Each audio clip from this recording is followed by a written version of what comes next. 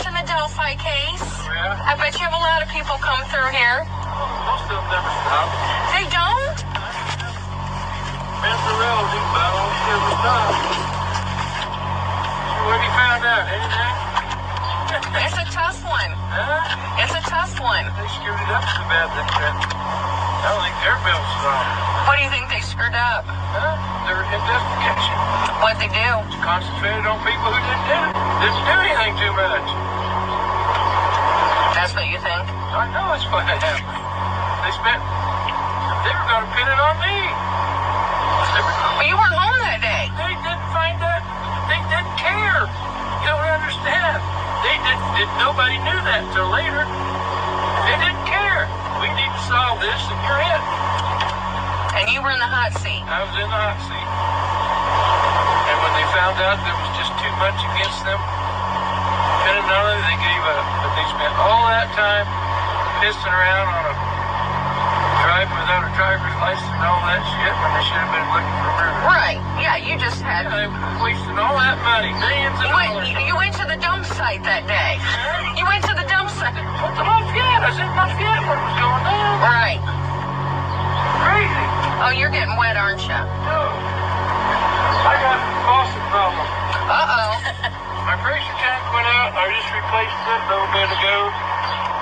I got a brand new Moen faucet. Brand new, $100 and some. It's all plugged up with crap from the dirty water, rusty water. Oh. Some of the plumbing in this house is Well, there's some beautiful homes along here. I need you. This whole area is beautiful. You're from Fort Wayne, huh? Yep, we walked the trails a little bit. Yeah? It's beautiful. Yeah. It's absolutely beautiful. It's a shame what happened.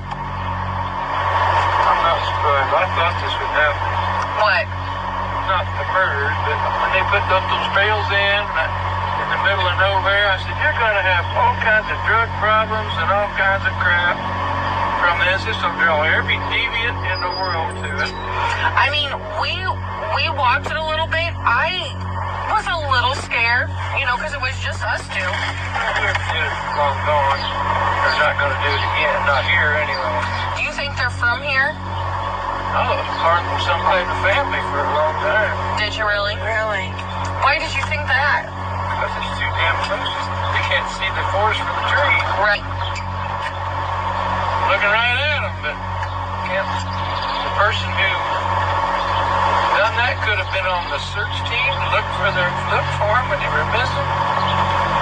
Right. I mean, they had people out here in my woods that night that they were looking for them all over that place. Just didn't find them. Now, why didn't you find them then? Yeah, I find that surprising too. And if that is a crime, you would hundreds of people in my woods and walking up down the creek, tromping all over everything, what are you going to find? Right. It's destroyed. It's done. Who found them? Huh? Who found them? Neighbor over here, Pat Brown. Is it she or he? Pat? Yeah, Patrick. Was he on the volunteer fire? No, he's a neighbor. Yeah. Living for him. And he found them. There was some other woman with him. Supposedly some people on the other side could look on my side of the creek and they saw clothing.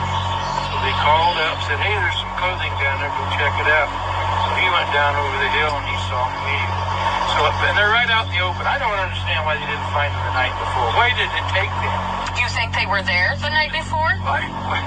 Well, according to all the law investigators, they were. No one thinks it's a dump site. Yeah. Pretty close session. I have no idea. It's the craziest. Now, can you walk back there or no? Can you get back to where it happened? It's not real easy, no. Oh. No, that's why it's such an odd. Okay, this where the bodies were is about 80 feet below where we're standing, and that side over there it goes down into a big valley and a big. Now Deer Creek's way below us here, Yeah. quite a bit.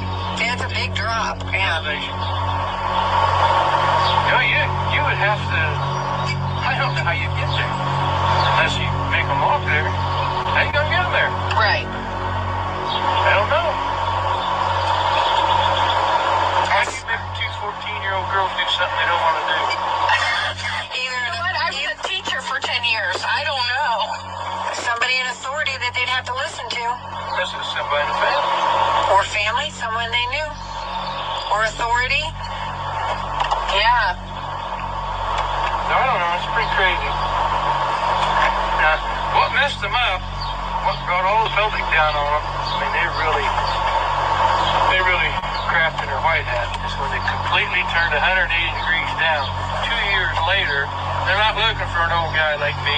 They're looking for a young cop. Right. Now, wait a minute. You're going to just look at me and say, oh, sorry, Ron. Sorry, Ron, for all the shit we did and pulled on you and all the false reports we made.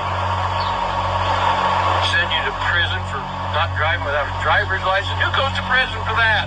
How long were you there? I got sentenced for 4 years and had to do 2.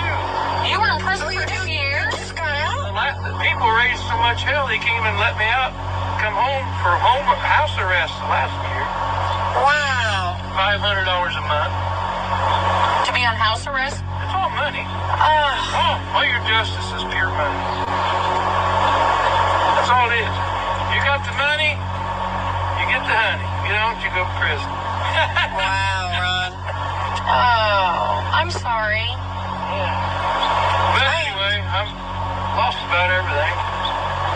Completely. People came out here and stole shit because they knew I was gone. Oh, you're kidding. By myself. Yeah, well, yeah, they cleaned my garage out. Lost all my stuff. So you got put in prison for 2 years. You lost your stuff. How long have you been out? I mean, you've been on house arrest about a year? Completely over with everything February. Oh, that's good. February. But I've been home. I got home a year ago, January. On house arrest. House arrest. So I did a year and So are you done now with them? I'm totally done. I'm a free man as far as that goes. But, there's all kinds of people, big time people looking into this. Oh, I'm sure. Bad that, Well, they got the money out there now, too. I'm talking about, they call them investigating reporters. Yeah, like Nancy Grace and that. ACLU. Right? We're not. Yeah. We're not. We're just two middle-aged women from Fort Wayne, Indiana. I'm just an old man that got the hell beat out of It sounds like it. Yeah. 18 hours in a lockup. For what, a DUI? Yeah. Solitary confinement in a concrete cell with no bedding, no bed, no clothes, and maybe staying there naked. Oh, Ron. No food. Did you have an attorney? Yeah, my attorney didn't know where the hell I was. He ain't worth a shit either. If I had a good attorney, this never would have happened to me. Oh, my God. Bless your heart. Never have happened to me. Did you know anybody of their families? Did you know? I never, no. Not before? Brad German, one of the grandparents, because he's got a record that long. There's like 17 felonies in those two families combined. Libby's dad's got 6 or 7 felonies. Right. With meth charges? Yeah. Yeah, and we just saw where he lived. Yeah. Really close. He just lives right over there. Is he still living? I think so.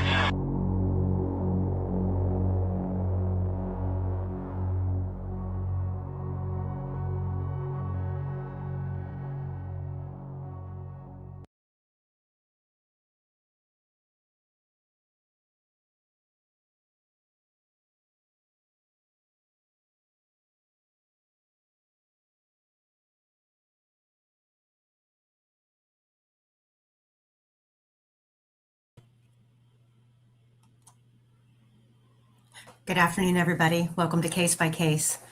Just wanted to take a quick moment to thank everybody for being here, for everybody who has subscribed, spent hours upon hours with us going over every little detail in this case. Quester and I thank you from the bottom of our heart. And this episode is dedicated to you.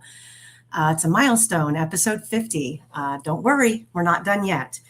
But today we thought it would be a great way to celebrate by bringing on someone that most of you should be familiar with, a very aggressive investigator who's followed the Delphi case for a very long time and has very strong opinions about Ron Logan, which is why I opened this episode with refreshing your memories with what Ron Logan said in the early days and, his property, etc. So thank you again. I hope you enjoy today's show. It'll be somewhat of a lively, somewhat of a debate discussion, very informative. So let me, without further ado, bring on your guys' favorite co-host, Quester. Hello. Hello, Amy. Hello, everyone. How are you? Not bad. Still hot here, but it's getting better. So, and next, let me bring on Mr. Chris Todd. As soon as I can pull in my, one second. Hello, Chris. Hey, Amy, how are you? I'm good. How are you? Doing good. Thanks a lot. Well, we've had some short discussions, but we had a lengthy one last week, and you had reached out and wanted to talk about the case. And why don't you start with telling everybody a little bit, short version of your background, how you got involved in the Delphi case, and what, now that you're kind of like stepping back in, what your focus is going to be. Sure, yeah, and nice to meet Quester there.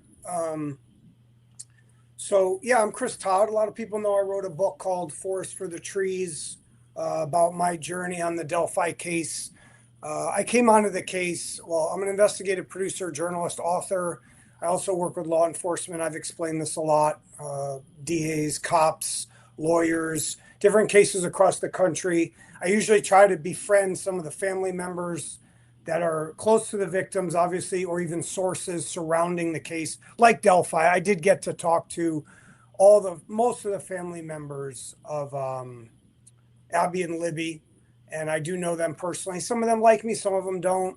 And so, in the beginning, when I first really looked at the case, I mean, I knew about it right when it happened, obviously, like everybody else did. I kind of laid back a little bit because I was like, well, they have a video, they have a tape, they have audio, they're going to figure this out. And this was many years ago, obviously. So I was still kind of honing my craft. I wouldn't say I was as good today or back then as I was today. So looking at it, I figured it's a small town. They're going to figure out who that is. As a year went by, and I had some other kind of little hints for me to come onto it, I started to really look at it. That's when I reached out to Carrie Timmons and to, I think, Becky Patty. These were the first two people I probably wrote or texted and called. They were resistant at first, and then I ended up knowing Anna Williams too. And I got to meet David Erskine, and I spoke to Elo McDonald at one time, and Jason Jensen was involved in the case, the PI. And obviously I went on Court TV with Vinnie Politan. I did a few episodes with them and News Nation. And so I was always on Ron Logan. That's just my thing. Mm-hmm. And I'm all ears today. I've been speaking with someone close to Rick Allen recently for the last few months.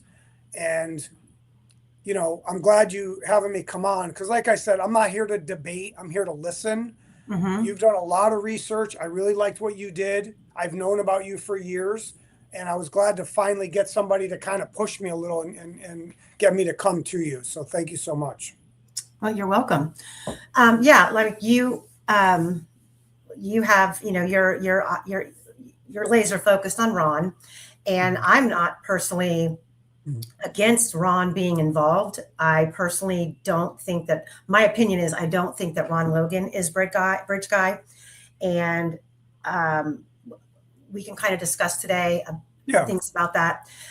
Going back through the verbiage of the search warrant and how I think some people articulate certain words certain ways, what the search warrant says to me, and some other aspects of, like when I started off today with the trek from the cemetery to the crime scene. Now, I'm a firm believer that this was not a lone wolf crime. I don't. So, and Libby for me is she is the sole reason why I believe it wasn't a lone wolf, because of the brutal attack that she had imposed on her. Unless she was restrained, someone's not going to be able to make those kinds of injuries without her having defensive wounds, because I am very confident that it was a frontal attack. She had vertical cuts from top to bottom. So that means someone is cutting vertically, not from behind, horizontally. So that to me indicates that there was more than one person. Whether Ron Logan was involved in the group, I am completely open to that. I've done a lot of the Apple Health data, and still working on the Apple Health data. That's why I'm going back in September. I'm going to actually do some of the Apple Health data steps, because the steps are more accurate than the distance when it comes to the data, to figure out exactly where we can, from 213 on, after the video stops, where are the possibilities the girls could have traveled to, what air, what kind of circumference are we looking at? And so, yeah, I mean, there's, to me, I lean more so towards the drug angle in this case, which that does not exclude Ron Logan either. It's a matter of who did he know? And I guess the bigger question is, who did he not know, living there for as long as he did? Being a bar hopper, somebody who had a lot of nefarious friends, so to speak. You heard him just give you a complete breakdown of all of both girls' families and their felony records, but yet claimed he didn't know them. That was a lie. Yeah. We know now that he did know Anna quite well, and he was very particular about his description of Derek German. Quester, how about you? Do you have a take on Ron Logan? Yeah. Hi, Chris. Good to have a chance to speak with you. Yeah, you too. Looking forward to some pretty interesting things coming from you. As to Ron Logan, I think I sit somewhere in between the two of you. I'm not convinced that he did it, but I am convinced that he knows who did it, knows what was going on, and as you know, I'm open to be convinced either way. So, all on you, Chris. Well, we have some documents. I mean, I don't know if you want to wait to show that stuff that I gave you about from Lois Gibson. I think the world needs to really look at that stuff, but we don't have to show it yet. We could build up to that if you want. Yeah, I got to pull those in. Is there?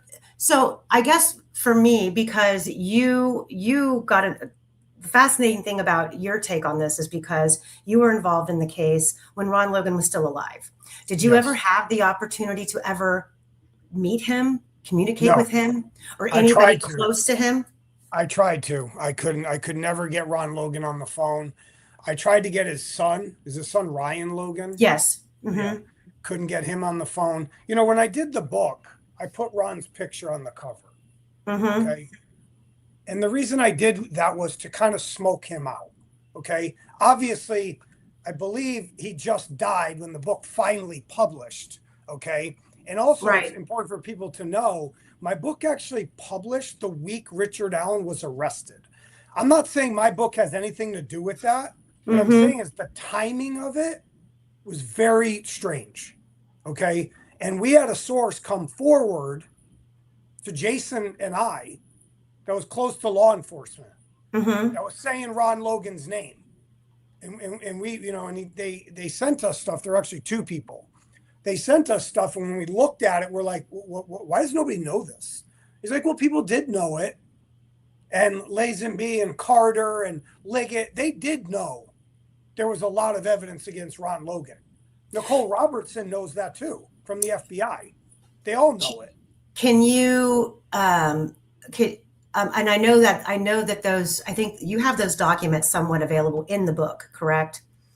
But they're redacted. I don't think in the book. No, let me see. I can't remember. It's been well. I don't think I put any photos in the book. Some of them, Okay. I had a couple. No, I did. I had a couple photos. I had like an overlay of Logan with Bridge Guy. But you do have those documents that were shared with you, and they're redacted. Oh yeah. I did. Yeah, I did put it in here. The redacted version. Yeah. Okay. You should have the unredacted, right? I believe so. You emailed those to me, correct? Yeah. You should have them. I could text them to you right now if you want to. Yeah, go See, ahead and do that's that. That way, that'll save me time. Okay, Yes. sure. Yeah, that's the Bridge Guy with Ron Logan being crossed. Now, do you want to go ahead and text those to me? And while you're doing sure. that, do you want to explain the significance of what I'm getting ready to show as far as the sketch artist and her notoriety? Absolutely, yeah. Let me see if I can just get to them real quick. Sorry, they're buried in my thing. Yeah. Lois Gibson, her name was Lois Gibson. Okay, she was from Houston. She was commissioned by Robert Ives, okay, the prosecutor before Nick McClelland, to run Ron Logan against the Bridge Guy. Nobody ever saw this, ever. And nobody wanted to. But Robert Ives knew, obviously in his head, something's up. We need to run Logan versus Bridge Guy. I'm going to get the best forensic photographer artist ever. She has the world record for convictions, Lois Gibson. And where is she? She's now silent. I know she's retired. Not then she wasn't. Where's she at? Where's Rick Allen's investigators and lawyers? Why are you not interviewing her? Why is she not on the stand? I know Gull shut down the third party thing. I get it. Okay. Yeah, and Gull didn't allow any sketches in, which is right. Really just a disservice to Rick Allen's defense, simply because the first two sketches were utilized in the public on many different levels, and then for them to turn around and as if these are no longer of importance, and that was just a complete and utter failure. Because she knows about the confusion, right? It's like you have a sketch, the first sketch that comes out is pretty detailed, the cap, the goatee, and we know who that was supposed to look like. That was meant to look like a certain criminal, okay? And then they changed. Who do you think that was supposed to mean? Who do you think that was supposed to look like? I forgot the guy's name. You could pull it up. Like Rick Snay has it. They all have it. The guy, he's got the wide nose. He was a criminal. I forgot his name. There's two of them. There's a bigger guy who almost looks like Chunk from Goonies. There's that guy, and there's the other guy. I forgot his name. I'm sorry, I can't remember his name. See, a lot of people think that first sketch looks like Mike Patty. To me, I don't see it. Okay, to me, I don't see Mike Patty in that, but I'm not saying someone can't see that. Okay, I texted it to you now. Yep, I got it. Then the younger guy sketch, and look, I mean, this is one of the most fascinating true crime cases I've ever seen. I've done over 50. This is like insane. The Betsy Blair, who did she see? Is this woman blind? Like it was a young guy. Okay, well, who's the young guy? If it's not Rick Allen, if it's not Ron Logan, right? On all accounts, on all accounts with the timeline, and there's the fact that we do not have actual video footage from the Hoosier Harvestor camera is a major dilemma when it comes to anchoring down the time. Yes. We were never told how they came to concur that the camera itself on that building was fast or slow. There was no determination provided to the public. And the defense just really jumped the gun and stipulated to what the state said the camera's time was without questioning it. Not to mention, there were 4 cameras on that building, one being on the far, the south end of the building, close to 300 North. That would have probably given us much better video footage or screenshots. Why we have screenshots, I'll never know. Exactly. That makes absolutely no sense. Yep. There are so many people that are out there on the trails that day. I feel though the screenshots allowed them to simplify what they were showing us. They could have just given us the 8-hour window of the day and let us see all the vehicles passing. Correct. So we have to deal. So for me personally, I'm very suspect. Not that I truly believe Betsy Blair saw what she saw. I think her memory faded over time, and I believe that she had more interaction with the prosecution than she did the defense. So she was kind of her testimony or her witness memory was probably a little bit tainted, and kind of remolded to fit what they wanted her to say. Again, she was the staple for the second sketch coming out, and they were so confident in her recollection and her memory that they had a whole press conference in 2019, changed the direction of the whole entire case. They put her on the stand to discuss that, and then basically kicked her off the stand without asking her about what she saw as she was leaving the trails, because they didn't want the jury to hear that Rick Allen's car wasn't parked at the CPS. They made the defense team recall her during their portion of presenting the case. But David Riley is an individual who was out there later in the day, and you can pretty much, and Quester I know has an opinion on this as well, because we've kind of kicked it back and forth. David Riley came from the veterinarian office with his dog. He had a receipt, and he said that he arrived at the trails at 2:30. Despite all of the different documents that I have, and I'm talking real documents, I do have screenshots from social media, because I feel that back in 2017, people had no idea the direction this case was going to go and where it was going to end up. So things that people were discussing and saying that they saw or were told or witnessed, I kind of lean towards that being more factual than somebody coming forward now. So I kind of took a long time going back and trudging through all of that. So you take and you compile that with the documents that we have, the supplemental reports, that I have documents that I have not been able to share, that we've been able to extract multiple stories of different times, that a certain group of people claimed they were out there, and those times were never the same.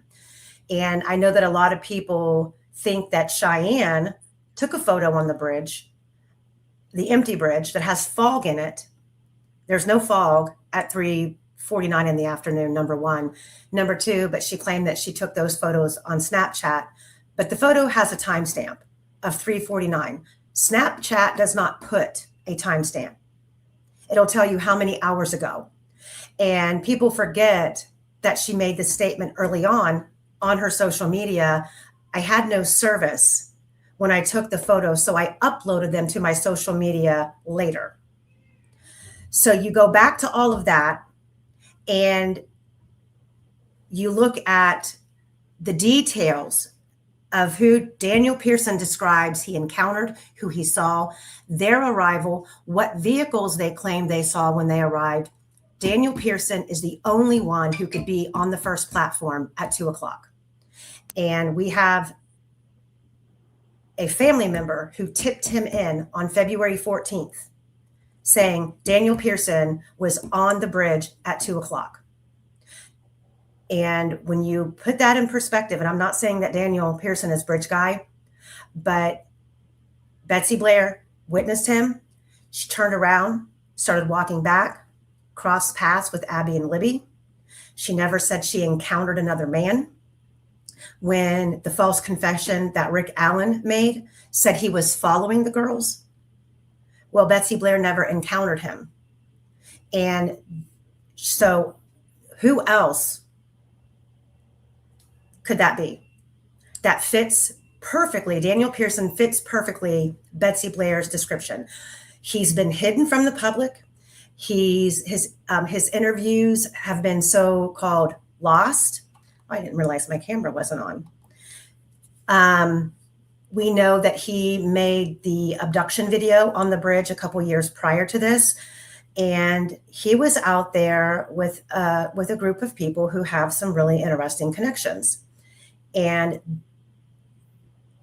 you cannot exclude that those same people have the same connections with Ron Logan. So we are stuck with all these questions, and we don't have answers. And the questions that we have, we should not still be left without having answered. Well, remember too, look how tight this window is. If you're saying 2 o'clock, right? Or Betsy Blair, because I'm trying to think of all that. There's so many times, but Betsy Blair seeing somebody, right? Right. At what time are you trying to say? What are we saying Betsy Blair sees? At 2 o'clock? What time are we saying? So Betsy Blair, hold on a second here. Because remember, the pictures, we're talking the videos at 2:13. And then if we're So saying Logan makes a call at 2:06. So We got Logan, a lot of people. absolutely, and this is why Quester and I have stuck and hammered this, because the only juror that came out, her one line of infamous decision that they made was the fact that who else was there? Right. Nobody else was there. It had to be Rick Allen. That's not true. So, yeah. So what we've had to do is we've had to retrace.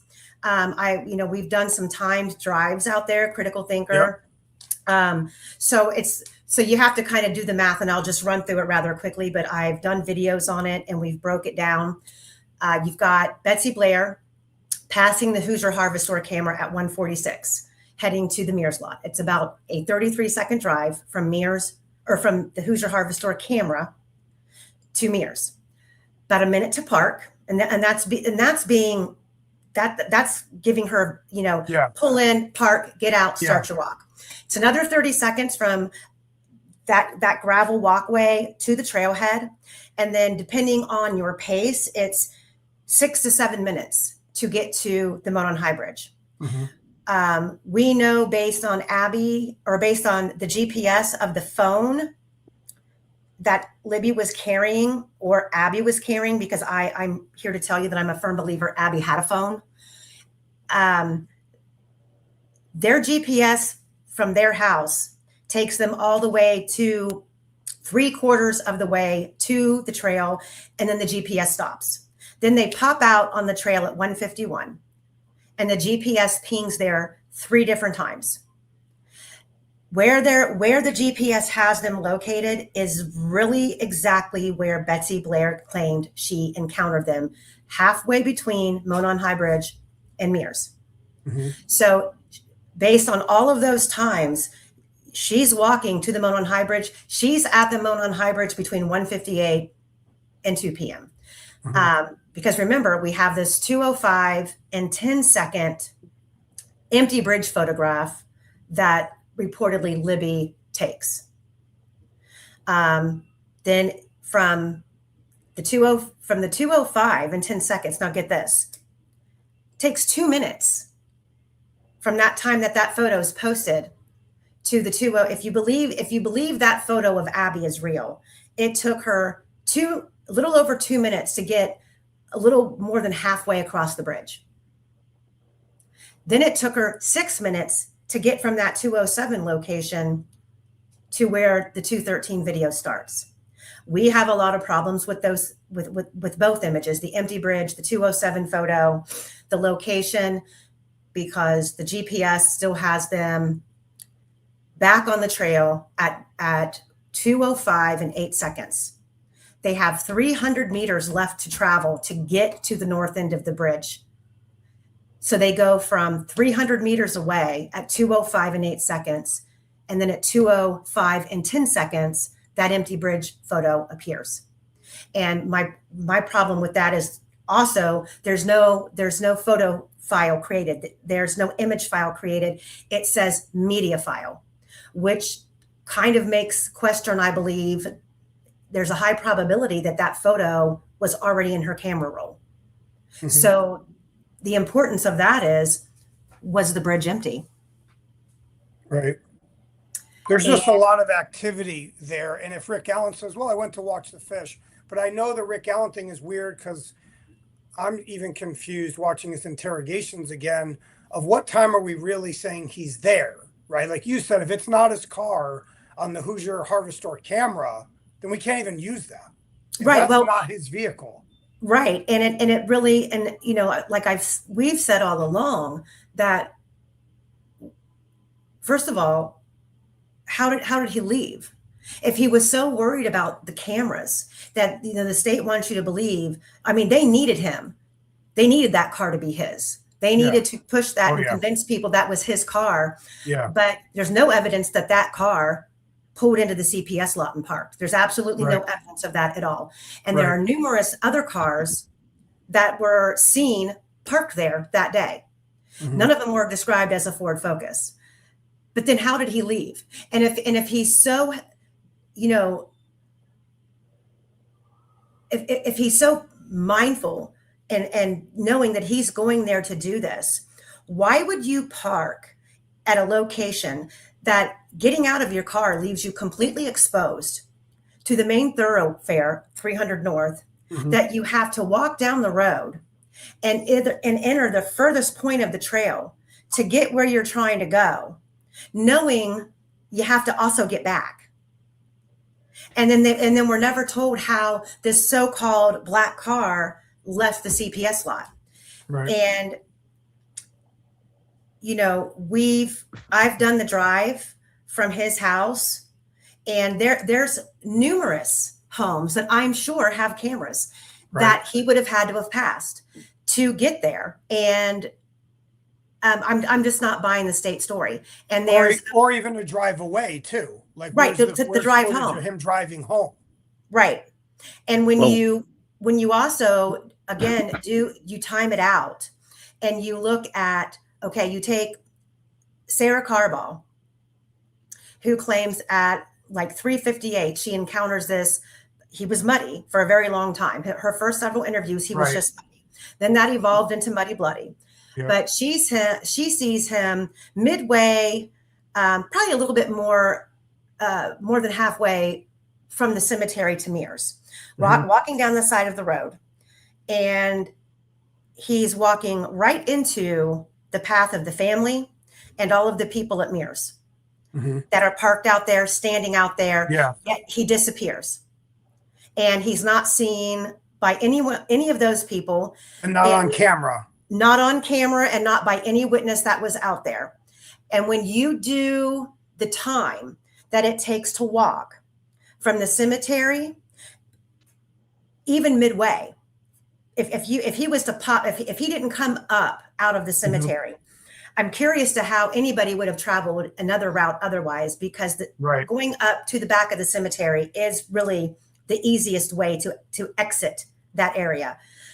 But once he made it to 300 North, it would have taken him 20 to 25 minutes to make it all the way back on foot to the CPS building. Right. Then home, muddy, bloody, soaking wet, had to clean his car, had to dispose of his clothes, had to calm the hell down after just committing a double murder and be asleep on the couch by the time Kathy gets home around 5.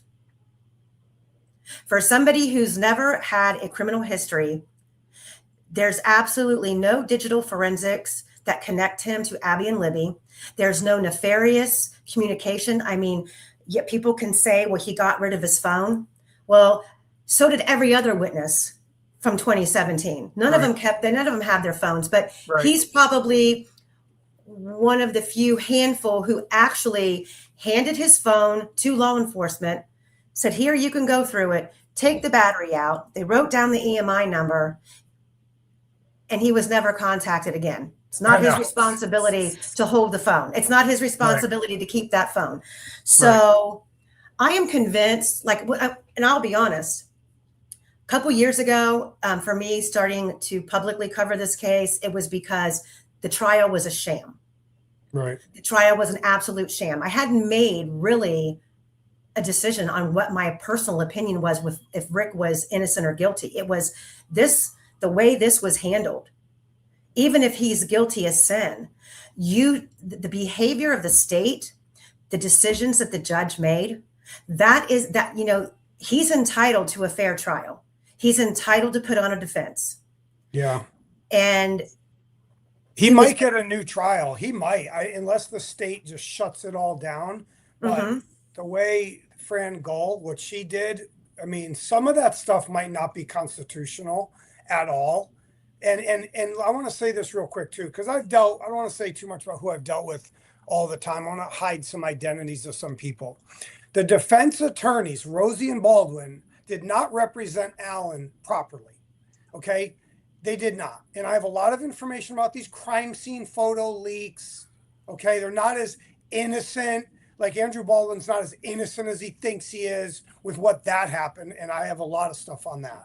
But my point is, and I'll just mention this and you can comment or take it from there, that if they did not do a height and weight analysis at all, they did not do a voice analysis at all.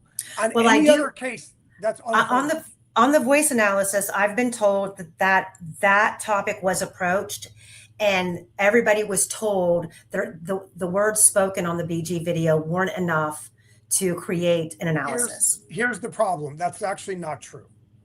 Okay. And now I'm not saying what you're saying is not true. What I'm saying, what they're saying is not true. There's plenty of voice and talking and atmospheric sound because I did it with a professional. And after they did it, and I made a video about this, it's buried somewhere with Jason Jensen. They go, that's most likely Ron Logan. Okay. Like based on Ron's voice to the thing, they're not saying, look, and this guy's pretty known in the field. He's like, I'm not gonna stick my neck out. Don't say my name. I'm like, absolutely not. I just wanted you, because I know a bunch of FBI, ex-CIA guys too, and they helped me out and said, that's most likely him. The reason it sounds a little different is because of where he is. He's outdoors. He's saying it in a different cadence. He's angry down the hill. So when he says it to Stephen Fabian down the hill, like he's changing the way he's saying it. There's a different emotion. And that's why my guy goes, look, it's most likely him. Okay. And I've heard Rick Allen speak too. And it don't sound like Rick Allen. We have stuff for Rick. But do you see my point? Let me finish this point. My point is the defense team, you need to use calculus or trigonometry, whatever you want to do, and figure out the height of the guy on the bridge, period. Let me finish. If he doesn't match, you don't use it, right? You're not even telling the prosecutors you're doing it. You're just doing it. And if it comes back and he goes, well, it looks like he's 5'4". Okay, hold on. Let's rethink this. If it comes back and goes, that guy's 6'1" or above, there's no way he's 5'4". And they did none of this. Okay. So, Quester, Quester has very many trades. He has a lot of different degrees, and one of them being he's an engineer. So Quester did his own analysis. Okay. And Quester, I know I have it, that the diagram that you did and you showed your work. Do you have that handy to send me so I can pop it up? Because I think it's embedded in a PowerPoint that I don't have loaded. And if you have it, I'll let you explain how you got to the height that you did. Quester, I think you're muted. Sorry about that. I was answering somebody in the chat at the time, so I slightly missed what you were saying. What is it you're wanting from me? I'm wanting the height analysis that you did, where you showed your work. Height analysis of what? Of BG. Right, I'll dig that out. Yeah. We should show the thing I sent you, Amy. We should just show that now. Okay, let me pull it up. While you're digging that out, couple of things on what you said earlier, Amy. First of all, the arrival of the car. There's 1 minute between the car supposedly being on the camera and BG supposedly being seen on the trails. Now, I don't believe that you can drive from the Harvest store, park up at CPS, get out, walk to the memorial area, and start walking down the track all in 1 minute. I think that's absolutely impossible. one of those times has to be totally wrong. Mm-hmm. The second thing is, you mentioned Muddy Bloody Man. Yep. Right.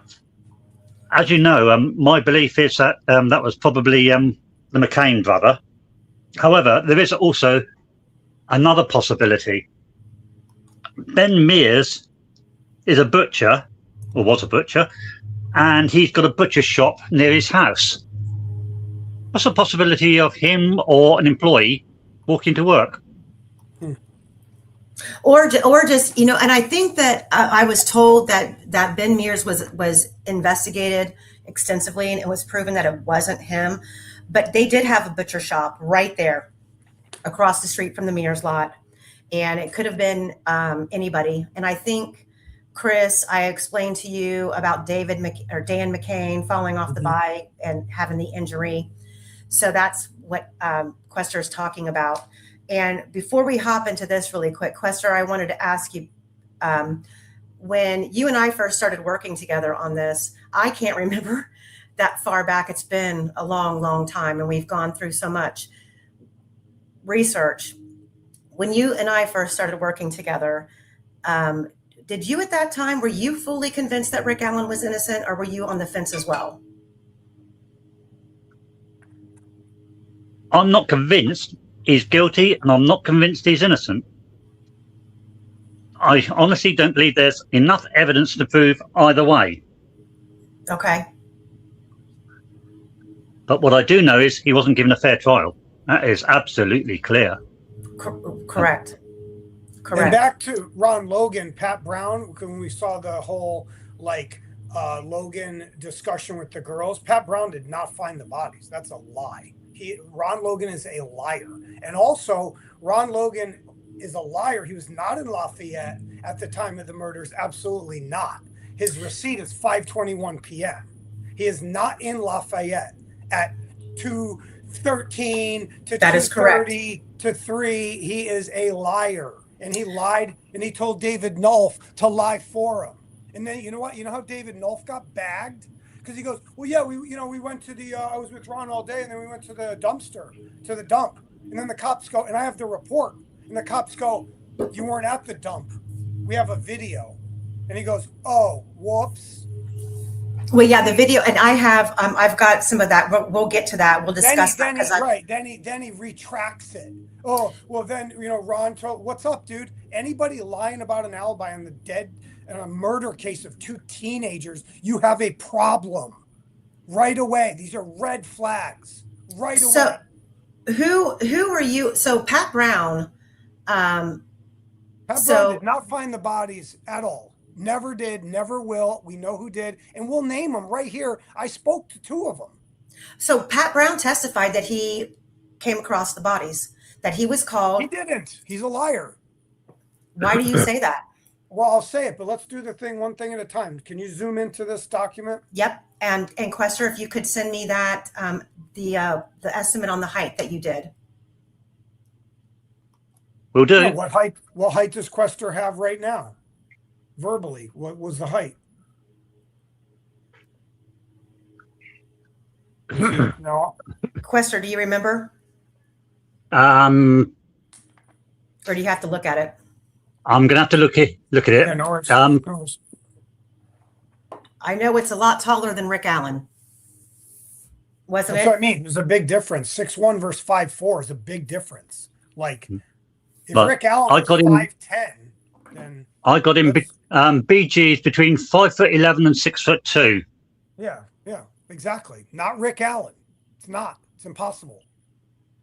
Just try to zoom into this one and then show the other one if you can, Amy. Show the other one. Well, no, zoom into this. Can you make This this is bigger? this is the most it will let me zoom in. Okay, that's fine. Okay, because it's hard to read it. So Lois Gibson is basically, that's her report. Okay, you can look down and read her name there, and she's doing an A and B comparison that nobody ever saw. And this was done in 2017 in April, literally a month or 2 right away after the murders. Why does nobody know this existed? Because it took a source whistleblower to leak it. Why? They showed this in the CW video. You're welcome, CW. Angela and Rick, you guys are welcome, right? And so look at, what is she saying here? What is she showing with the lines? She's comparing Bridge Guy to Ron Logan, and she's showing the torso and the height and all the comparisons. And what does she say there? In my professional opinion, those two are the same people. I cannot fully 100% tell you. Obviously, these are photos, but in my opinion, professional. Well, and to me, okay, so what I see what you're saying, and I know that you believe that you see a mustache on Bridge Guy. I do not. And I know that you think that he's Ron not Logan, wearing glasses. He's not wearing glasses, and I just don't. I can't fathom a man his age trekking across that bridge in the dilapidated state that it was in without his glasses on. I don't know if those glasses are even necessary. Like, I don't know. I know kids that wear glasses, they don't even need them. Okay. So, and also remember, away for Logan, if he's Bridge Guy and he's wearing the baseball cap, and then in his interview he's wearing the same exact baseball cap, same type of jacket. When we asked one of the Leo sources, whistleblowers, we go, did he have a bunch of same blue jackets? Yeah, he had like 5 of them in his closet. Well, that's weird. He's doing the Dean Kamen effect, right? So he's wearing the same, he's got like 5 of the same coats. Okay. And so the baseball hat, when Jason Jensen looks at the baseball hat and goes, that's the same hat. When I first ever saw BG's video and the pictures and these stills, I thought it was actually more like a Mafia paperboy cap, like a newsy cap. I didn't even think it was a baseball cap at first until Jason showed me, and he outlined it with this little red tool, and it is a baseball cap. So why is Bridge Guy wearing the same baseball camouflage cap as Ron Logan? And why is Ron Logan, when he's interviewed, wearing the same type of blue jacket? And Kevin Greenlee, you're a fraud. And the Murder She people, okay, you guys covered all this. Oh, well, I bet a lot of people have a blue jacket and blue jeans and a baseball cap out in Indiana. Great investigation, Kevin. Great work. Yeah, the only problem is all those people aren't on the bridge and aren't being photographed and don't have digital forensic evidence that they're in the vicinity literally at the time. Go see Nicole Robertson in the FBI search warrant. She doesn't know what she's doing either, right, Kevin? These people are a joke. The Murder She people should be ashamed of themselves. And I've seen what they're writing in their book, and I'm going to expose these two frauds. And I'm sorry if you're friends with them. I'm not. No, I'm not. I've never spoken to them. I'm not a fan. All of them. Grizzly True Crime. I'm going to get you all, you guys. Like, I know what you did. You covered up all the Logan stuff. You made up this Keegan Kline BS. Do you have the other picture of the other one or no? Yes, I want to comment on this one though, because before you do, Amy, I've sent you the that document you asked for. Okay, thank you. The so there's a couple of things about this image, and I'm not a sketch artist or an expert or anything, but I do have enough experience playing with photographs and other things that I could take 2 people that are completely different heights and edit and crop 2 photos side by side to make their shoulders, their hips match. Okay.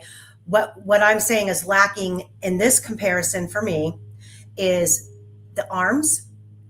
Bridge Guy's hands are in his pockets. Ron Logan has very extensive long arms that hang down past his hips.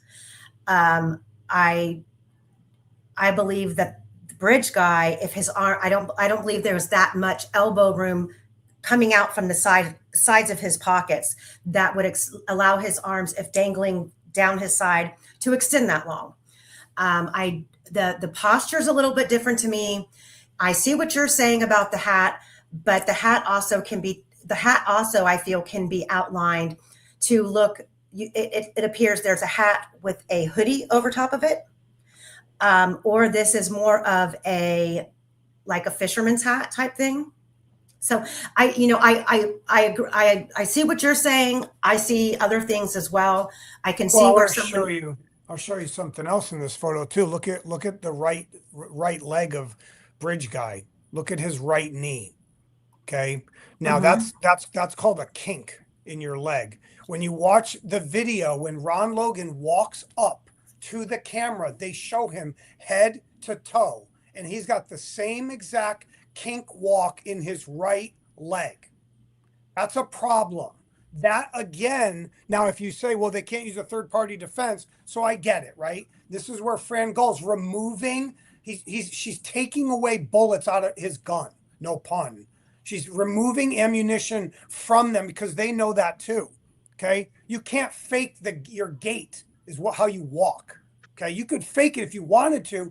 Ron Logan doesn't even fake it. He just walks up and he's got this kink in his leg. There he is. Then when you're watching the bridge, you see the same thing with his right leg on the bridge.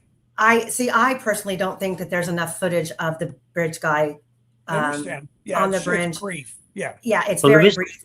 There is one thing that does support what Chris is saying. If you look at picture 3 on WhatsApp at the moment, you can see that Ron Logan is very pronounced. He has got a long upper body, short legs. Yeah. Well, yeah, that's why she's marking it. But I also want to say this to Amy too. You got to think of this, because I'm a big people person. I'm not a big DNA guy. And I know people know this about me. You have to ask yourself, what's Lois Gibson's motivation here? Is she willing to put her name on the line to make this fit? No, well, she's not going to do that.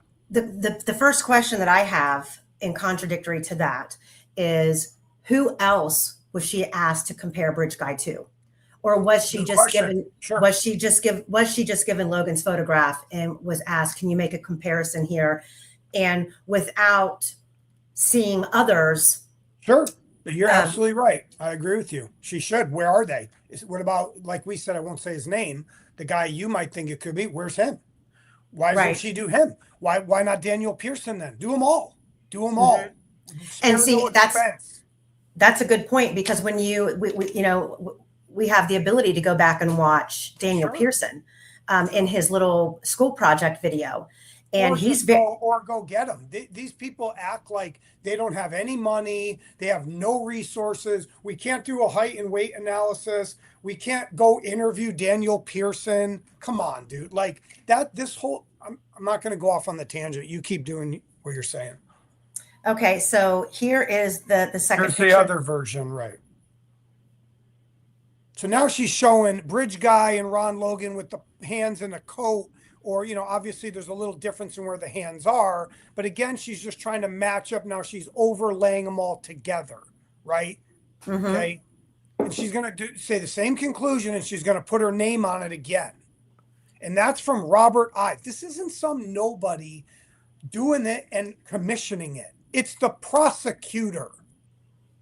It's their DA. They don't call it DAs. Do you believe... we all know for a fact that there is maybe a small handful of people who absolutely disagreed with how the investigation was being ran. And I know that I had asked you just this past week if you had any information as to why Robert Ives stepped down. Because most prosecutors, like any other public official, will step down when their term is over. He stepped down in the middle, which to me was orchestrated so Nick McClellan didn't have to be elected. He just stepped right into that role. Like no one, why that is even something that was allowed to happen when, his salary is paid by taxpayer dollars, that, the taxpayer should have a say who their prosecutor is. Right. And you said that you thought that it was embarrassment, and partly. I don't know fully why Robert Ives. I think he gave excuses. Well, I'm getting older. I'm winding down on my thing. But you're absolutely right. And also, who did Nick McClellan know? Ron Logan. Right. And so that was my next question, as far as. And they both got kicked out of a bar, supposedly being drunk together. That's kind of weird. Who did? Nick McClellan and Ron Logan. So that's kind of weird. Do you think, did you ever come across anybody who gave you the opinion that Robert Ives was kind of forced out? I mean, look, I don't have like a hard source that said, oh, they're getting rid of Robert Ives. I do know there was a lot of whispers about like he's going to be gone because he can't solve the case, and Well, everybody's pissed. it's really not a prosecutor's job to solve the case. It's the prosecutor's job to present the evidence that was collected by the investigation. Therefore, he only has, you know what I mean? He only has what he was handed to work with. But to me, this is their ruse. This is the game that DAs and prosecutors play when they jockey, they blame each other. So they say, oh, I don't have a case because the cops won't give it to me. First of all, I'm going to tell you this because I have much experience with this, and I'm not going to say how. DAs and prosecutors have their own cops that are their own investigators that are detectives that work for them directly. In LA, we have like 50 of them. You know how many DAs we have in LA? 200. well, Okay? How many do they have in Carroll County? 3. Okay. So my point is, these guys would have investigated on their own and then also cooperated and coordinated with the police to say, not looking good for Logan. What do you got? These guys do informal meetings over lunch. They're not always doing it in the police station. Okay. So this whole idea that Robert Ives has no power, that's all BS. Okay. And obviously the cops could say, well, we just don't have enough to slide on his desk. You're right. And that's how they have power over him. It's a sick game between the and I fall back on the behavior of Judge Diener after signing the safekeeping order and then getting out of Dodge. Like he knew I mean, he knew it was going south. He knew the whole thing was bad business, bad play, bad ethics. So he removed himself right away. And I'm wondering if Robert Ives was beginning to feel that he was being outnumbered on the direction that he felt the investigation should have been going. And I feel that Nick McClellan was forcing his way in because, you know, I've done a lot of research on Nick McClellan, and he's dealt with a lot of bad people as a defense attorney, gotten people off the hook, done favors. I've been told he's done favors. I've been told about his party bus, driving all around Delphi and Carroll County, partying with some of these people that, you know, you don't see him prosecuting now as a prosecutor. But they also got, you heard about his dealer too. I've heard. Dealer.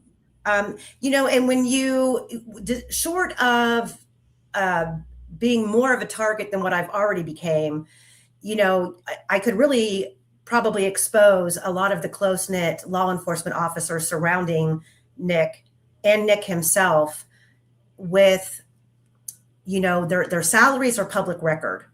Their properties are public record. And when I say someone is on the take and they are living well beyond their means, that's what I mean by somebody's on the take. And when I say self-preservation, you know, I'm asked all the time, well, how could an entire, you know, law enforcement keep such secrets? Well, no, you have a small group of people who are orchestrating the conspiracy, and they're trickling out the information, and all of their little gopher officers are doing what they're told, and they're not allowed to see full disclosure of the discovery or the evidence. And well, isn't Angela the one that went hard at McClelland? Angela's gone hard at a lot of people. And I think that's kind of why she took a break. Thank you, Elena. I think that's why she took a break from it. You know, I'll be honest. I keep my head on a swivel. I go to work in the early hours, and when I walk out on my front porch, I do a nice scope of my area before I walk out and get in my car. You know, I'm just like, before you turn the ignition, you kind of look under the hood, right? Absolutely. Yeah. I mean, I lock my doors the second I get in. So, and yeah, but I do believe that there's a very deep rooted corruption in that county. And I believe that, you know, they were allowing a lot of things in that county to be trafficked. It's one of that town. I mean, I'm just going to say it. Somebody asked me, they want to finance me to write a book called The Sins of Delphi. That town, these people could be some of the most messed up people I've ever met in my life. I have dealt with the mothers of these kids, the grandparents. Never talked to Kelsey. I never met her. She wouldn't talk to me, whatever. Susan Hendricks, Nancy Grace, all these, there's like this big clique, like within that, with their whole little thing of how they want to control Barbara McDonald. I know she knows it's Logan. Okay. I believe that she's leaned that way. And I guess it's like with anything else. The mainstream media absolutely sucks on, They wouldn't interview anybody, Emily Longnecker, Bob Siegel, Russ McQuaid. That's why they're in my book. That's why I talk about these people, these frauds, fake journalists. Why, if you guys are so Keegan Kline and you're so Rick Allen, why were you not letting people talk about Ron Logan when Logan was still alive, when there was no Rick Allen? Quick question to Chris. Go ahead, Quester. Quick question to Chris. In the chat, somebody's asked where they can get hold of your book, Chris, because they can't find it on Amazon or anywhere. Yeah, it's not on Amazon anymore because I had to change my account because of another book that I had banned on there. You can go to my website. It's called Silver Coast Prose, PROS.com. SilverCoastProse.com. It's there. Thank you. Thanks, Chris. Thank you. All right, so let's look at his thing. So wait a second. Is your website, when it says prose, is that just PROS.com? Silver Coast Prose, all one word. Silver Coast Prose. I just put it in the chat for everybody. Thank you. Thanks a lot. You're welcome. So trigonometry here. What do we got? Go ahead, Quester. Break it down. You any good at trigonometry, Chris? No, I'm terrible at math, so I'm all ears. well, I'm not going to give you a maths lesson. Don't worry. Yeah, it's okay. Basically, what I've done here is I've researched all the measurements of that bridge, everything I could find. There's quite a bit of information on it. Yep. Now, I've then used those measurements to calculate the height of the person standing on it. I'm not going to start explaining what they all are, but it involves theta 1, theta 2, tan, cosines, all sorts of things. True. And what I've done is I've put in all the calculations in here, so anyone who's a whiz at maths can work through it. Yeah, what a coincidence! It's Ron Logan's height. Yeah, exactly. It's not 5'4". It's not 5'5". Yep. It's not 5'6". Yep, it's not Rick Allen's height. It's way above that. Yeah, I know that's not Rick Allen. I've known it. I've known it forever, and it'll never change. And I think the state embarrassed themselves by even trying to say that's him. There's other ways they could have tried to say Rick Allen was guilty, and that there was another killer and Rick was an accomplice. To say that's Rick Allen is crazy. And that mustache, you can see a mustache, and it looks a little kind of grayer, but if you look at pictures when the light is a little different, it'll change brown to gray. Okay, and vice versa. So that's why I believe, I'm just saying my thing, that's Ron Logan with no glasses on. That's his stupid mustache. That's his stupid baseball hat and his blue jacket and his kink right leg. That's Ron Logan and his voice. He's a piece of crap. And I don't care if he's alive or dead. And someday, I'm not saying I'm not open to your theory of your guy. I think those people should be looked into too, Amy, for sure. Okay, I don't know too much about them. I know enough. But, and this is a joke. There was a video, there's a tape, there's audio. You don't have anybody analyzing any of it in court. Oh, they had one state trooper goes, oh, I talked to Rick Allen a lot. I know that's his voice. Oh, really? Are you an expert? What are you? You're a state trooper? Where's the FBI? Oh, that's weird. The FBI got kicked out of town because Jerry Holman threw a fit when they said, we should go, why don't you guys write up a warrant for Ron Logan? He started, he started whining and crying about, oh, I'll do it, give it to me, I'll do it, because I know someone that was there and saw it take place. And also, when they came over the radio, and they were, Dan Doolin, great work by him, when Dan Doolin, Richard Allen Whiteman, when he was talking about the height of him, you know what it came over the thing? The other cops go, he's too short. And Yeah, they he doesn't heard it match over the the description. radio. Right. Yeah. So Well, I'm even that, sorry, no, even Mr. that Ronnie sketch of BG was an absolute, well, piss take. Let's put it blunt. The artist admitted that the lower half, from above the tip of the nose, he invented Oh, really? because he had nothing to work from. Because BG, he said, had a mask, so he had to invent it on what he thought it would be, and add in a bit from other witnesses of different people they saw. I mean, how the hell can you really present that? And if you have two sketches that look nothing alike, don't you know you have a problem? Like you're like, Just a wait, where little. are you getting these from? Like, how are they two totally different people? And also the girls on the bridge saying, well, I saw him in all black, and then no, I saw him. He was wearing a blue jacket and blue. Well, which is it? Which one is it? You're all this together. Oh, here He comes was Ron tall and Logan. short. Let's see if let's You see couldn't if see his David hair, Dolph but in yet there. Is David curly Dolph hair. in there? It's insane. well, and keeping in mind too that every witness that supposedly saw this grumpy guy that they said, yeah, that the guy that passed us looked like the guy in the BG video. All of them gave a different description, different heights, different build, different color of clothing.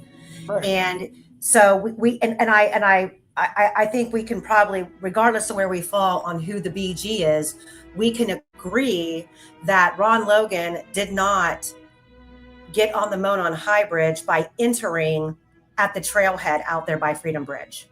Right. He wouldn't have gone out to the Freedom Bridge. So whoever that was, yeah. Now, see, if you're looking at what Ron Logan now, and I'm gonna go over something here. This is where I think we're going to get into a little bit of a debate, or I'm going to kind of point out some things that I think can argue Ron Logan being the bridge guy, and it's going to be compared and contrast with the search warrant. But here's Ron Logan's. His pants are very baggy that he's got on, and he's got his jeans tucked into his high boots. Right. I don't think we've ever seen a photograph of Ron Logan without his jeans being tucked in. He doesn't have on, I can't say that's a blue coat. That looks more of like a darker, maybe I'm not going to, and I'm not saying he doesn't change his clothes like after this and change his boots. And where's David Nolf here? Where's he at? David, where are you? You said you went with Ron Logan. Oh, you're not even helping him throw the trash out? Well, that's weird. What are you lying for? Yeah, where are you at? And, back to, the whole,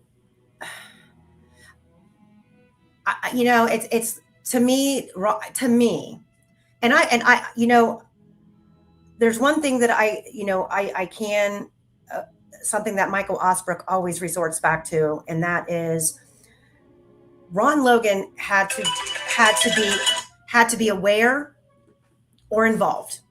And I have to agree with that.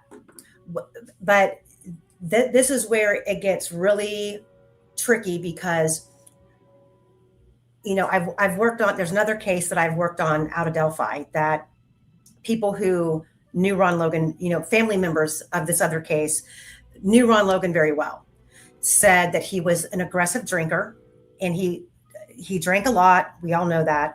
And he also got very aggressive when he was drunk. And that I've been told numerous times that Ron Logan would literally sit in the bars and drink with law enforcement. So the fact that they used the fact that he was on probation for a DUI as the reason to arrest him, like it was some big surprise he was driving without a license, is ridiculous. They were fully aware. I don't think that you can drive around Delphi without passing at least 3 or 4 cops an hour. And everyone knew his truck. So that the fact that he was driving without a license was not a big to-do. And so we know. And this dump thing, I think, is somewhat of a ruse to kind of give him this soft alibi. Like he knows there's a camera there. He's trying to put himself somewhere visibly, right? Like what time is that? 12:30, right? It's around 12 noon. So it's right here. again, in the Ron Logan search warrant, it says, the girl, there were no signs of a struggle. There were, and it says in here, this is the FBI search warrant, there were fibers and unidentified hairs. And I just seen the comment posted in the chat about the rabbit hairs. We're assuming it was rabbit hairs. We were never told that animal hair was ever even tested. And when I had Dr. Silkman on here, who worked as a DNA lab tech for 25 years, he said there is absolutely testing that can be done on those hairs to determine the species. Why that was not done. And then in fact, you've got Ron Logan's home that's 1,400 feet away from the crime scene. All of those animals were still there. They could have done DNA testing on the animal hair and Ron Logan's animals to determine if the hairs came from his property. Never done. I believe law enforcement didn't want to know. They still don't want to know. They don't want to expose who actually committed this crime. So I think they put Logan in. Go ahead. Go ahead. The timing on that refuse tip was out as well, according to law enforcement. So seems to be a bit of a coincidence that all the cameras, none of them tell the truth. So let me pull this up here really fast. Yeah, people, when they say the stuff about these Ron Logan defenders, I won't say their names, Fig Solves, a lot of these frauds, that are they were, he's driving, he was worried about driving without his license. Oh, he's not worried about murdering 2 kids? It's just a joke. And I love all the redactions in this thing too. I think they finally released, and I love how Murder Sheet plasters. And let's go ask Murder Sheet how they got this. Yeah, I don't think it was accidentally stumbled upon inside. No, this was leaked to them. Which, you know what, I'm so over the argument about leaked information, because first of all, every exhibit presented at this trial, including crime scene photos, should be public. And I'm not saying that because I'm into the gory details. I'm saying that because they could have solved this whole entire problem of the public literally scratching and chomping at the bit if they would have just had cameras in the courtroom. Nothing's been transparent in this case. And the crime scene photos are very important because the defense was not allowed to discuss certain aspects of the crime scene, including calling the sticks a replica of rooms. Mm-hmm. They allowed the state to get on the stand and say, "Oh, it was a I forget the word, Quester. How they describe it? Camouflage? No, they used a word. This was a undoing. It was an undoing, and the weirdest undoing I've ever seen. Yeah, the sticks were attempting to hide the bodies. Well, that, if the killer by himself with 2 dead individuals had 90 minutes to play dress up and stage and move the bodies, he had time to kick leaves and sticks over the entire body to conceal. Right. And not only that, there's a lot more involved in undoing than chucking a couple of sticks over someone. Yeah. Right. So on here it says that he was at the transfer station at approximately 11:53 a.m. and 11:58. Yeah. So, like I always do, you go back to, where is the transfer station located? It takes 3.8, 4.2 miles from the transfer station to Ron Logan's house. Mm-hmm. That's a 7 to 9 minute drive. Right. Why that's important is because we have this unidentified, let me back up. This unidentified phone that has moved into the crime scene at 12:39. Mm-hmm. So, and it's within 60 to 100 yards of the crime scene. Now, Ron Logan's property is, I believe, 1,400 feet. Is that right? Or is that 1,400 feet, so. Wester, or 1,400 yards? It's about 1,400 yards, I believe. Okay. So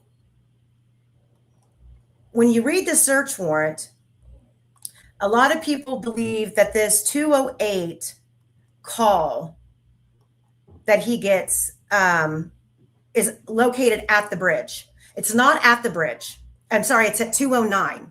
It says a call placing Logan's cell phone produced cell tower data that shows Logan's cell phone appears to be in and around his property at 209. So he's got to get back from the transfer station, get to his house. So we're already now at 2:15, 2:20. Well, no. I think, if you're saying, no, he has plenty of time. It depends. Yeah. If you're saying the phone, you're right. Yeah. The phone, if it's the whole point is, who did he call or get the call from? Why do we not know that? Why don't we know who Ron Logan got a phone call at 209 or whatever it is? Whose number was that? Okay? Right. And I've heard different stories about why they won't say it. Okay, that they wouldn't say which burner phone or who that was going to.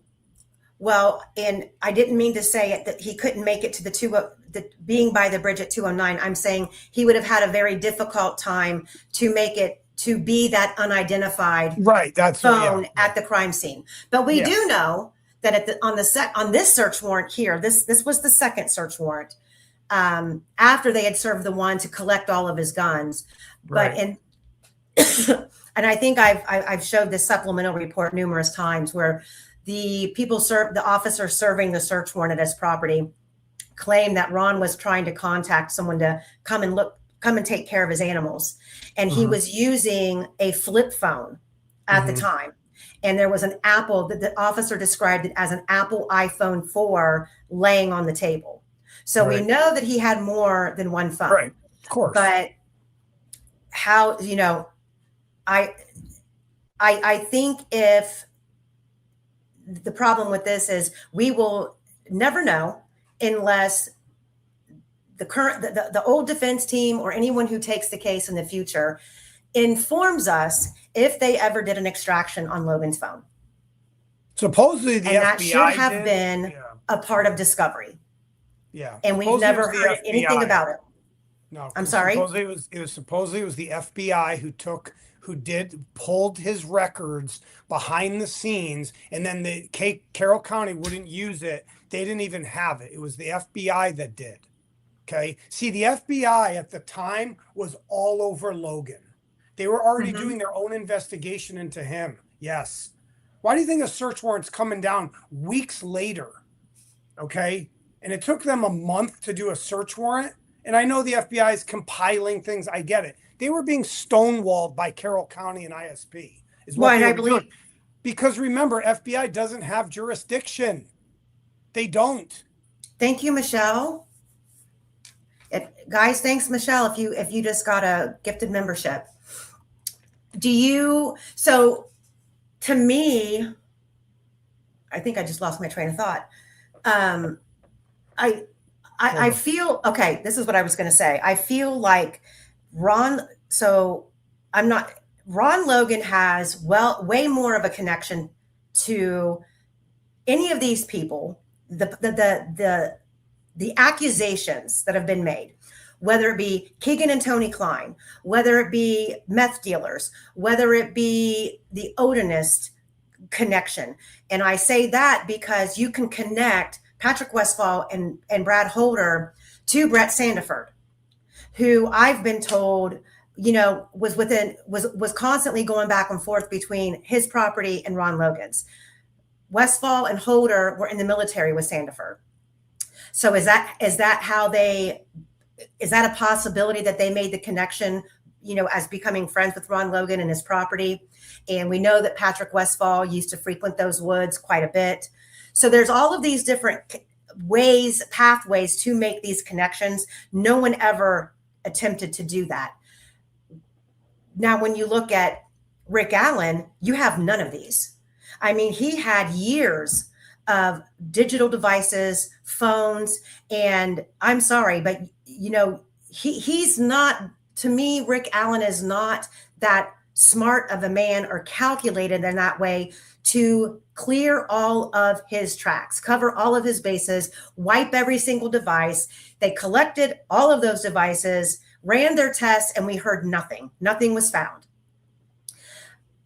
To me, Rick Allen's arrest came on the heels of Michael Thomas threatening to run a real investigation and get this case solved. That was his campaign motto while he was running for sheriff. Right. And what is the one thing that would cause law enforcement to haphazardly rush to judge and make an arrest like this? It was to, one, change public opinion. Oh, look, you know, Liggett's getting the job done. He just made an arrest in the Delphi case right before the election. You know, everybody praise him. Liggett wins the election. Rick Allen is shipped off immediately. Case solved. They wanted the case to go away. They could not afford to have someone like Michael Thomas come in and expose the shit that they had been hiding and the shit that they had been doing. And I feel the arrest of Ron Logan wasn't because he wasn't a true suspect. It was to throw somebody in handcuffs and, again, ship him off to shut the public up and to basically spoon feed the public's opinion momentarily to get off their back. As if the wheels of justice are still turning. Look, we've got somebody in custody. We can't say he is the killer, but we have at least acted and we've arrested him and we've shipped him off to prison. I feel it was basically to pacify the public and the demand for more to be transparent in this case. I could be wrong, but that's the way that I see it. Well, and also it was told to me that Logan was grabbed and put in jail and a little bit tortured a little bit. That's why he says, oh, I didn't have any clothes in the bedding, and that, because in a way they kind of knew he might be involved, right? And this is a common tactic of police. They're going to grab you on something else first. So if they got a warrant or you did something wrong, we can bring you into jail, put a little pressure on you. Absolutely. Oh, and then James Haas hears Logan talking about Abby in his jail cell. And then look, the Reese Davis thing, I'm not sold on this guy. I'm not buying everything he's saying. I listen to a lot of his stuff from Prof's channel. I'm not buying Reese Davis fully. Does he know something? Maybe. Okay. Well, I work with a lot of bad people. I know when these guys are like all over the place and they're kind of making shit up as they go. So I'm not saying Logan didn't tell Reese Davis something. I just don't think Reese knows all the stuff he's saying he knows. Well, Reese was here on this channel first. Yeah. I interviewed him. I don't know if you've watched those, but it was over a year ago. There's three or four interviews that I did with him. I fully believe that Reese was told things, and it's really hard to decipher in the overall scheme of what he has to say. He was told which elements of the story came from who, whether it came from Ron Logan or if it came from Keegan Kline. See, the Keegan Kline thing, I'm not buying it. I think that Keegan Kline I guess here's the first question I think that has to be answered opinion wise. Do you believe the girls went to the trail that day to meet someone? That's a tough question. I want to stay on Reese for a minute. My question, here's how I would work this, right? So if I was to meet Reese Davis, now I would say, Reese, did you know Keegan Kline? And you answer this for me. Did he know Keegan because they were in the same jail? Yes or no? Yes. Okay. So they were together in the jail, and he claims Keegan Kline told him a bunch of stuff in prison, right? Correct. So the question is Keegan Kline bored out of his mind? And him and Reese are playing hustler games back and forth because there's no digital evidence that Keegan Kline ever spoke to Abby and Libby at all. And I know that for a fact. And see, that goes to my question because Keegan Klein's digital. He's not even in Delphi at the time at all. Well, so you have to go back and review, and maybe we can do that maybe we can have you back on and we can go over that, and you can kind of break down, even though you don't have to reveal your sources, what parts this of red Jeep crap from the murder sheet, like none of that happened. None of that happened. Some of it did, and I think that's another exposure that Jerry Holman left himself hung out to dry on, because in the Jerry Holman's deposition that was taken well before Rick Allen's trial, Jerry Holman in his deposition states that Keegan Klein told him yada, yada, yada, yada, which is exactly what Keegan Klein told Reese Davis. Now, Reese Davis' credibility starts back in 2017 when he first started communicating with Robert Ives, saying that Ron Logan was in there. And Ron Logan initially didn't come out and say, this is what happened. He made it out like this was a happenstance encounter, and he invited the girls back to his property to see the rabbits, and along the way Libby got kind of spooked in a scuffle, and it was one big accident. But then my problem with the whole, when Keegan Klein comes into the prison, Ron Logan's long gone, and Keegan approaches Reese and he was like, I heard that you knew my friend Ron Logan. The story evolves from there. But who's telling us this? Reese. This is Reese telling us this. That's right. So that's the problem. And there are things that I have questioned about. I believe that Reese was told these things. I don't believe that Reese is lying about it, but I'm questioning the fabricated version of events. Right. Or from Keegan. Like the handcuffs, the scuffle that was described, that Libby hit Ron Logan in the nose and his nose started to bleed, and blood got on her t-shirt. That's why her t-shirt ended up in the creek. He threw it in the creek because it had DNA on it. And I'm like, well, until Libby was stripped nude, Libby had on a sweatshirt. Right. So are we walking, talking, arguing, and undressing at the same time?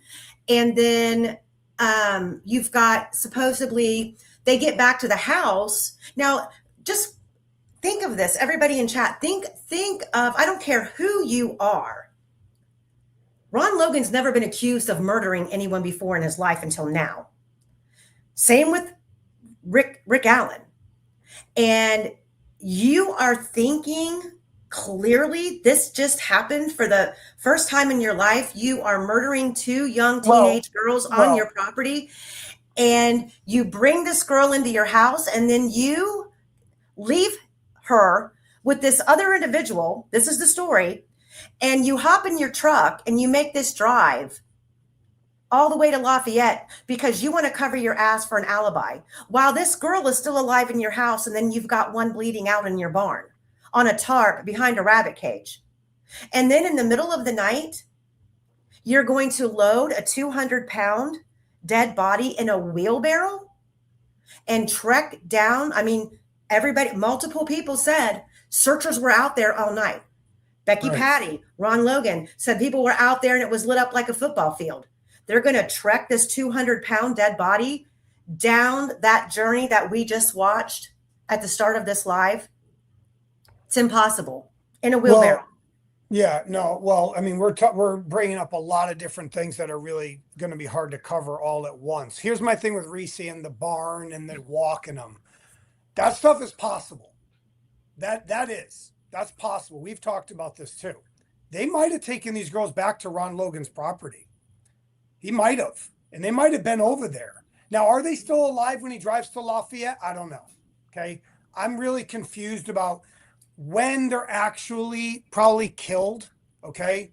But Reese could be knowing something that Logan said to him. Well, I took him back to the house, me and XYZ, right? Whether he doesn't want to say who it is, right? So he's saying, yeah, me and I go and there's a fight but my point is this, with people like Reese Davis, I worked another case in Iowa with a bunch of meth heads, and these guys can craft stories that you will be like, oh my God, how do you know that? Like, no, seriously, they're good at it. They are good at it. And when I hear Reese Davis talking, I sense this with him. I feel it. He knows something. He's mixing in his own things, but it kind of sounds real because he knows what the case is. And they're I kind of brilliant in a way. I think the hard part for me to swallow is I think that when I first interviewed Reese is a good person. Reese is a good person. I'd love to talk to him. You want to let me at him? Let me at him. I'll get to the I mean, he's in 5 seconds. Reese is a good person, and I think he has the best intentions. And my whole issue was, I gave him the platform to come on and tell his version of events after the motion to correct error came out. The prison wasn't allowing him to do interviews with actual, journalists who were trying to contact him. I said, come on. He was already being ridiculed because he's an inmate, and they think that they're liars, and they're asking. Is he ever getting out? I mean, he's got some stuff in the works on his case. Him and I had a falling out over some ridiculous stuff, and I was very upset that telling his story wasn't good enough. He needed to. I feel like all of the attention that he was getting, he wanted it, and I feel his story has kind of grown. Things have been added that I was never told about. And I'm just like, that's not necessary. The basis, your story didn't need to grow, and you didn't need to go from one creator to the next to get your version of what you've experienced and what you've, been told in there. And I'm just going to leave it at that. He has some things in the works. He has a new set of attorneys. He's gotten married. I wish him the best, and we will see what. But you see my point, right? You see my point. These guys have a lot of time on their hands, and also, yes. Look, if he met Logan, and Logan was in there, and so was Keegan, he's right smack in the middle of the biggest child murder case in modern times. He's right in the middle of it, and he wants to talk. Cool. And Nick McClellan hid. Nick McClellan, he's behind bars. He doesn't have access to turn on CNN or Court TV. It's a slow drip of information that, an inmate gets. Their time in the day room is limited. And then you've got other inmates who are fighting over what they want to watch. So it's a slow drip. So he obviously knew a lot. Okay. He knows a lot about the case, and so look, I'd be willing to talk to him, and as an investigator, I would talk to him first, not as an author or I would just get to know him and ask him the right questions. But I get it. It's fine. Look, there's very possible the girls are brought to the barn. It's very possible. It is. I don't think the bodies are there at night, just like you don't.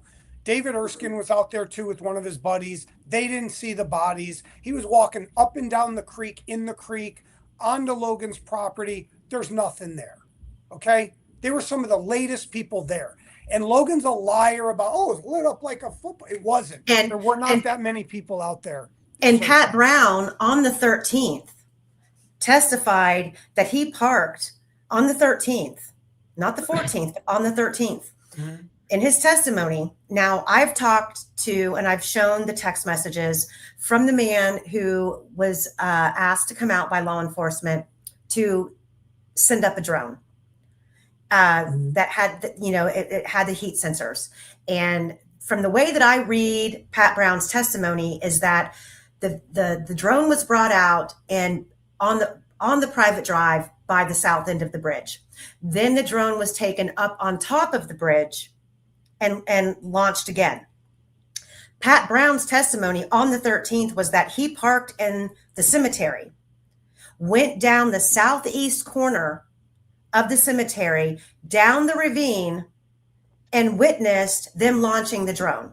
That is, he would be standing damn near in the crime scene on the 13th. What time? This is after 6 o'clock, because right before he went there, he knocked on Ron Logan's door and asked for permission to search his property. He said that was right before 6 o'clock. Ron Logan answered the door. Now you look at the receipt from the fish store. store.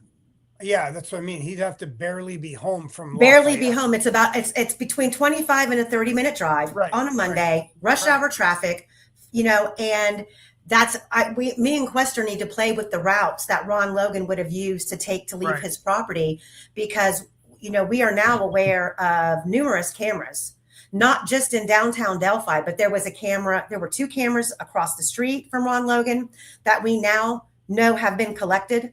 There's another set of cameras out there by the Sandifords that were collected that had 4 days worth of video on them.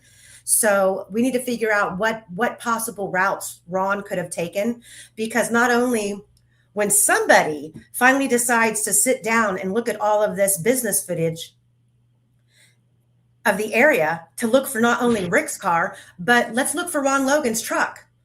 Mhm. When did he leave to go Right. to Lafayette? When Right. did he return? Can we find his truck on there? So Right. there's so many, But nobody cares about that. it's no Quester. I mean, going back to the Reese Davis, what is your opinion on the Reese Davis stuff? And Well, first of all, 2 things to say. Keegan Klein, he was there. He effectively admitted it to the police. do you believe that though? Do you believe him? Yeah. If you recall, he said that he was meant to meet Libby at 12 o'clock. He then told the police she didn't turn up. How does he know she didn't turn up unless he turned up or an actor on his behalf turned up? Now so this is where I think Chris. So in Keegan's 190-page interrogation, he never admits to knowing them, not once. So it's I don't Detective know if Vito. we're getting this later. I don't know if he's talking about like he told police later on. It was in his interview. Yeah. Well, not the one I read. Not the Vito, 190 pages of that one. Detective Vito was the one confronting him with all of these allegations. Right. And making it up. So we know you were there. We know you're involved. And he's like, no, I'm not. No, well, I'm not. remember though in that interview, and it's been a long time since I've read it, but it seems though in that interview, they are producing some sort of documentation in front of him, like, see, log in, log out. Someone's logging in to this Anthony Schatz account and then logging out. And Keegan kept trying to act like he was logging in and logging out on separate devices. So in that realm of things, he was admitting. But he never speaks to Abby and Libby. See, what the Anthony Schatz thing is, because I have this from a Leo, Anthony Schatz likes a photo of them and the friend. He talks to the friend. He doesn't talk to Abby and Libby. Well, that's no communication. According to what's his name, Max Snowberger, Libby had told Max about Keegan Klein, and on the evening of the 12th, I know that it's not been shown publicly, but I have it. It's another, and I apologize, everybody. There's just some things that, would you rather have the information or not at all? Because there's, and there's things that I can't visually show you. But I can discuss. But you do see it on the phone data. We've shown that Libby is communicating with the boy by the name of Tyler. And the conversation that's being had, the text messages are basically Libby kind of rubbing in Tyler's face that she's met this hot guy, Anthony Schatz. He's got money. He's got cars. See, I've never seen, all that stuff has to be produced right in front of me, because when we spoke to the Leos at the time, they said there was no digital evidence at all of Keegan. And see that, and that goes to the transparency, and that's the right hand hiding stuff from the left hand with law enforcement. But waiting 3 years also. But remember, we're talking 3 years later. If they why didn't they bring up Keegan Klein right? I know they did interview him early on, right? There was something where him and his dad, Tony, right? Well, They were yeah, interviewed right after the murders, kind of. they So- served a search warrant. I believe it was Right. on the 27th. And yes, he was cut loose for years. And again, this goes back to self-preservation. And I fully agree that Keegan's Dropbox probably holds. I'm not interested in the imagery that's on it. I'm interested in who was accessing it. And, you know, I've said it before, I've ran a Dropbox for years. It's where I keep a lot of my case files. And somebody like Keegan, who is he's running a hustle, so to speak, on this child CSAM stuff that he's selling and trading. When it's, you know, if you've got people who have dealings with that underworld, they have Right. preferences. You know, some guys are a butt man, some guys are a preteen man. So Keegan could have been, you know, organizing all of the CSAM into Dropbox files that he was selling. And you can pull, you know, they can do a deep dive, a search into that Dropbox and see who was shared links Right. to that Dropbox. And I'm here to tell you, they will die on that sword. They will never release that information, and they will hide. They will use the fact that there's CSAM in that Dropbox as a sword and a shield. But it's who's in that Dropbox that I think law enforcement has been bending over backwards for years to protect. Yeah, and remember, nobody saw a slob 350-pound guy at the bridge. No, Okay? I don't And believe. I nobody mean, saw his if he was vehicle. there,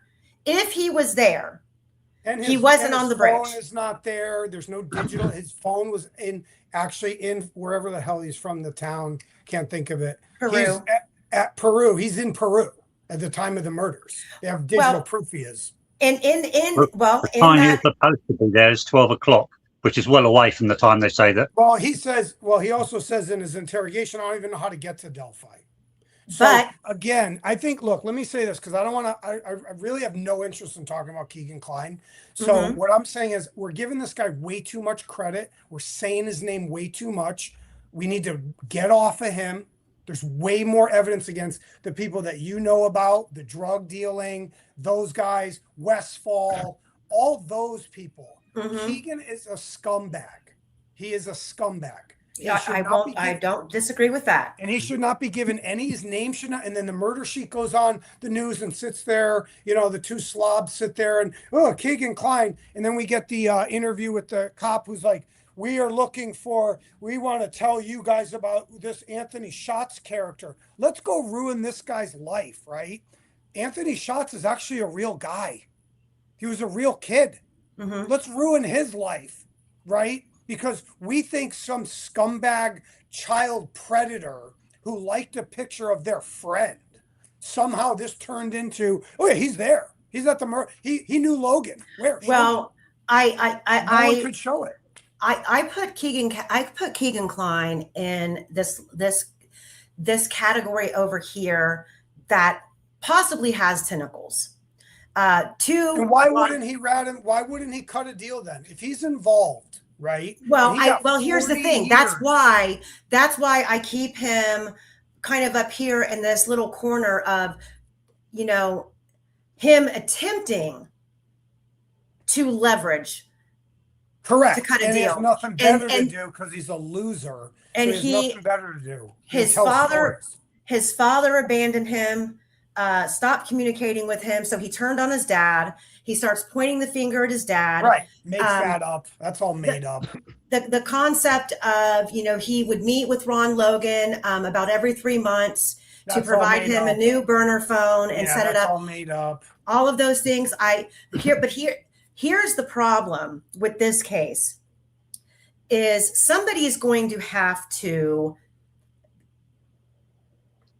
and it's going to have to be somebody on the legal side of things, say, here you go. Here are all of the people that were interviewed, that gave witness testimony, that gave vehicle descriptions, because every time I turn around, I'm getting a new factual piece of evidence that there were even more people out there than the common names, the Rayleigh Voorhees, the Bree Wilbur, David Riley, Brian Moss, Rick Allen, Daniel Pearson, Hicks, Duncan, Cheyenne, all these people that we're commonly discussing. There were other people out and about. I have yet, with all of the digging, been able to match a vehicle belonging to any of these people that I think could very well be involved. And I can't say that it's just not being hidden. Before I forget it, huh? Can I chuck in my second point? Yes, absolutely. Yeah. Erskine, David. He was the fireman who crossed the bridge when the clothes were seen in the water. He took the photo, yes. Yeah, he was the one who crossed the bridge. He was told he crossed over there and went down to have a look. According to Pat Brown, Erskine walked towards him on the bank of the bridge. That's not true. And this is going to be from Pat. Was it the bank? Wait a minute. Was it the bank of the bridge, or was it on the crime scene side, the north side? It was on the crime scene side. Okay. Yeah. Okay, go on. And it was after they got that he'd seen him coming that Pat Brown allegedly turned and saw the girls. That's right, and that's incorrect. So we can talk. Let's talk about that because he's bringing up a good point. Okay. You guys keep chatting. Just give me 1 second. I gotta. Okay. Yeah. Quester, finish your thought, and then I'm going to give you because I know David very well. But go ahead. To me, it doesn't ring true. I'm willing to accept that it was David Erskine that crossed the bridge to go and have a look at those clothes. Mm-hmm. But first of all, the clothes were nowhere near where you could be to see the girls. Second, it was nowhere near where Pat Brown was supposed to have come down from the cemetery. Right. So what are you trying to say? Just tell me what are you trying to say? It's all to do with who found the girls. Oh, okay. Yeah. Okay. So who are you saying found the girls? I'm not sure that either of them did. Okay. I remember there was the merchant woman. Possibly she did. Well, I'll tell you who found the bodies because I know this from David and also from Elo McDonald. Okay. So, and this is important. And also the metadata from the pictures of the clothing in the creek is 11:13 a.m. And Gavin Fish showed this metadata from the phone. They're on Eastern Standard Time. Okay. All right. 11:13. The bodies are found at 11 a.m. ish, not 12:15. Why they wanted to lie about an hour, or they're saying it's Central Time. I don't know fully. There's like a weird time zone that I guess goes through Indiana. That's part of the state Eastern, right? I've got a problem with that time because there's evidence that the bodies were found before 10 o'clock. Yeah, that whole thing, I can't speak for, like, if somebody wanted to say, well, maybe they did. I'm just going by the official who found the bodies and called Drew Yoder on the radio was David Erskine. It's David Erskine. Okay. Erskine even has said publicly that the bodies were found much earlier. Okay. Let me just say that I'm just going to say my thing. You guys can go for it after that, or maybe it's a different time and you could talk to David if you want.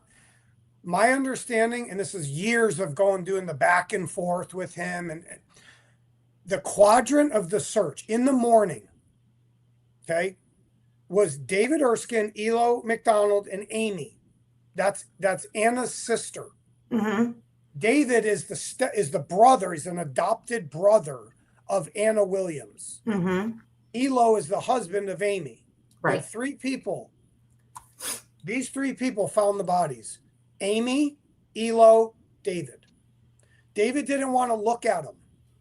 He's in the creek. He sees the clothes. They see the bodies. They all come like at the same time. The clothes are not that far from the bodies. They're not. They're under a ridge. He can't see up. They go, we found them. Nobody's out there. No one.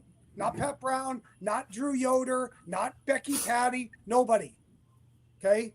The people they're not even anywhere near there. They could be on the other side. That whole story of, well, we saw a shoot. Not yet. Not yet. You didn't. They find the That's bodies right. first. Yeah, because David, Pat Brown wasn't called until after they saw those clothes, was he? Right, exactly. So now David is a volunteer Flora fireman who has a radio. He calls it in. We found him. About 5 to 10 minutes later, Drew Yoder comes over the hill, over the cemetery. That's how it happened. Now, if you say, well, there's a conspiracy, and so, that's up to you. I don't have any proof. Well, it's not. What It's it is. No, I'm not saying it's conspiracy, but Yeah. there's a lot of stories. I dare say they all did see the girls at some time, but I think they're all getting it all mixed up on who saw first. There was another woman out there who also saw the bodies. Michelle Weiss is her name, and we know so. Early in the morning, Michelle Weiss, yes. Not Marchant. Maybe it was Michelle Weiss is the one who drove past Mears. You're right. You're right. But we know, based on communication with Brad German, Libby's grandfather, was out there before the sun even came up on the morning of the 14th with his hunting dogs, and was attempting to cross the creek with his dog. And Capitano was out there redirecting everyone away, telling everybody, you can't come over here. This area has already been searched. I have a Facebook post from the week of the 17th of February, 2017. 2 women came in from out of town to volunteer to search, and they were attempting to come across the bridge and go down the hill to help search. They were told to turn back. That area had already been searched, and the dogs were working. Well, we know on the 14th, there were no dogs working because the dogs had been canceled the night before. Right. When you listen, we've had the scanner transcribed 3 different times, the scanner audio. They are building up for a crime scene investigation. Long before it's ever announced on the scanner that the bodies have been found. They have pushed all the searchers away from that area. And then law enforcement leaves the area and then leaves the crime scene area open for searchers to come back in so the searchers find the bodies. But when you listen to the scanner, they are setting up a command post. They are requesting the yellow rope that they were using as a grid mark to search the crime scene on the ground. Referring to the scene. You want to talk about the helicopter? They go ahead, Quester. Yeah, one of them even said that they were registering a crime of death. This is well before they were reported. The helicopter, the video was not taken by the police helicopter. It's taken by a press helicopter. You can tell that because you can see the police helicopter in the video.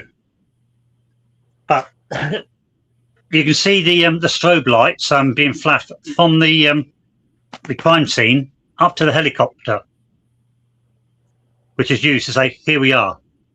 At the same time, we have the scanner, which is reporting about Brad German and an ambulance attending to him.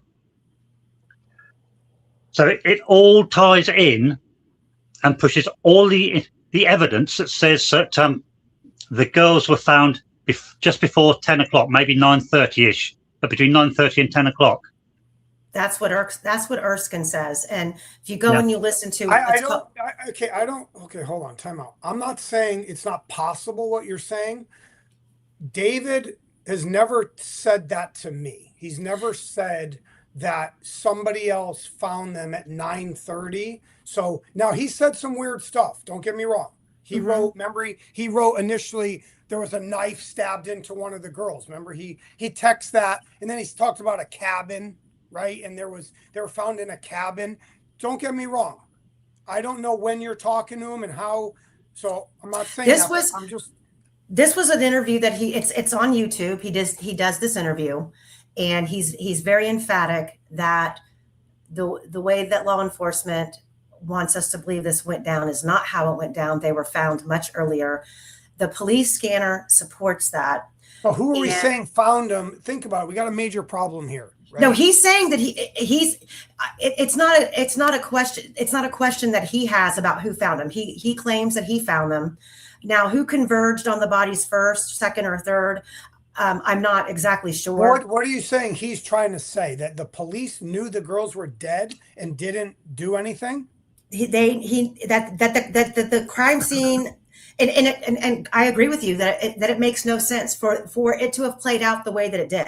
And what would be the purpose other than, holy shit, we screwed this up last night. We called off the search. We canceled the dogs. We told the public the phone was pinging all over town. Lesenby made some, off the cuff, inaccurate statements of, well, the girls have ran off before. They didn't take it serious.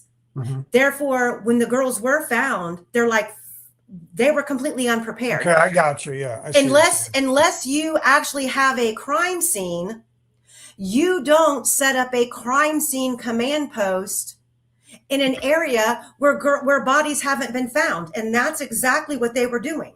They were putting together a crime scene unit and preparing to send in all of the crime scene techs. And it's like the girls were found, boom, everybody's there. They were already active. I understand. Yeah, I'm not saying that's not possible. For sure. But it makes no sense. But to me, it hinders. If you, as a defense attorney, was to take this piece by piece by piece and put it in front of a jury, and then you compile that with the crimes, the Scene of the Crime podcast, an interview that Kelsey German did, that she helped produce. And she describes the moment they were told the girls had been found and they weren't alive, and she wanted to run to them. But instead, she ran to her grandfather who was collapsing, and thought he was having a heart attack at the news. Yeah. That ambulance on the scanner being called for a man who's having a heart attack lines up perfectly the girls being found before 10 a.m. Okay. Well, then that would be something. Yeah, just throwing something that the conspiracy theorists will absolutely love. Lucerne 32. Heard of it? I can't say that I have.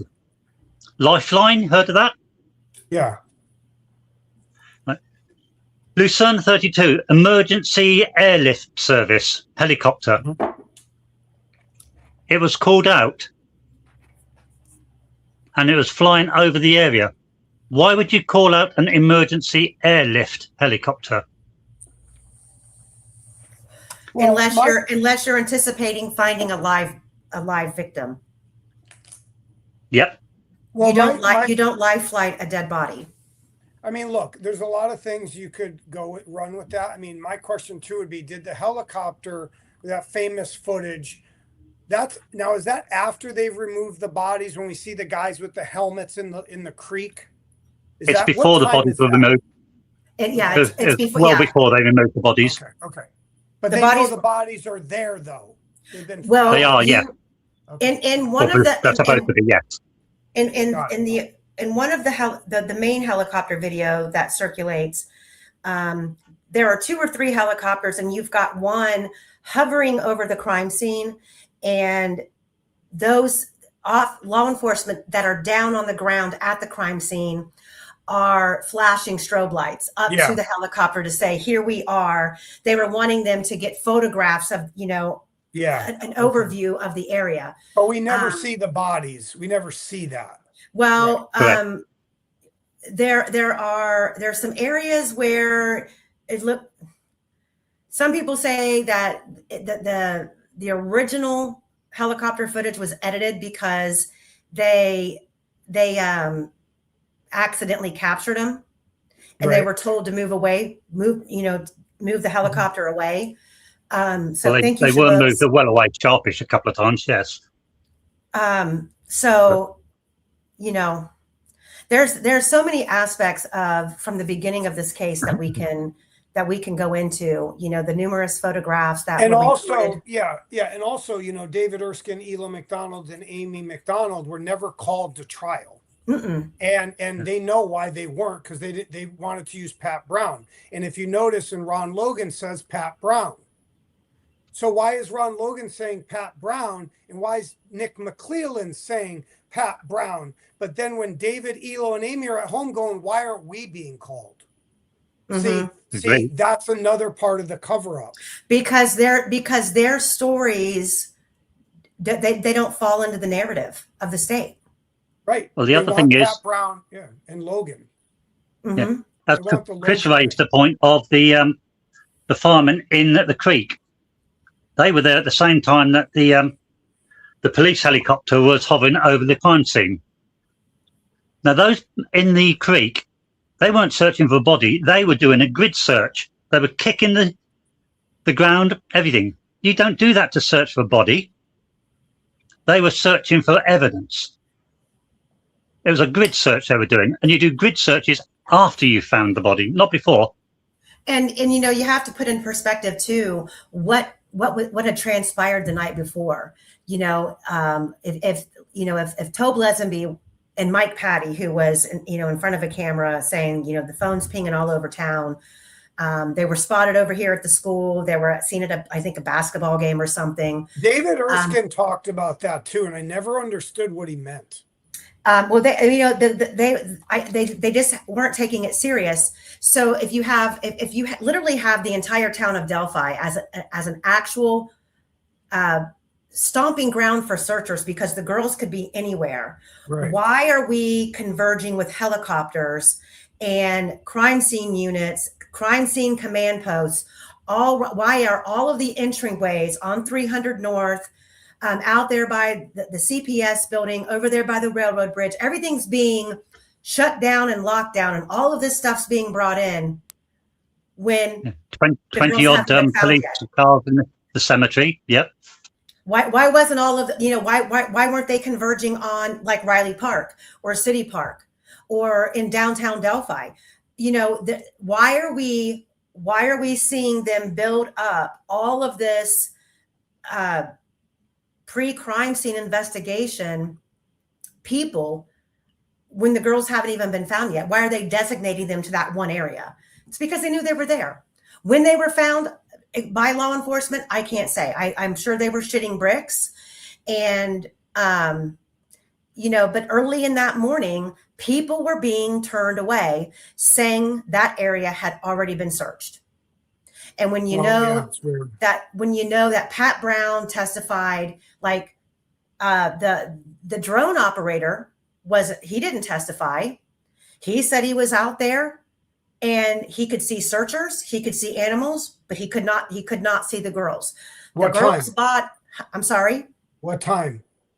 It was I believe it was around 6 or 7. You're talking on the 13th. On the 13th. So it had to be shortly after.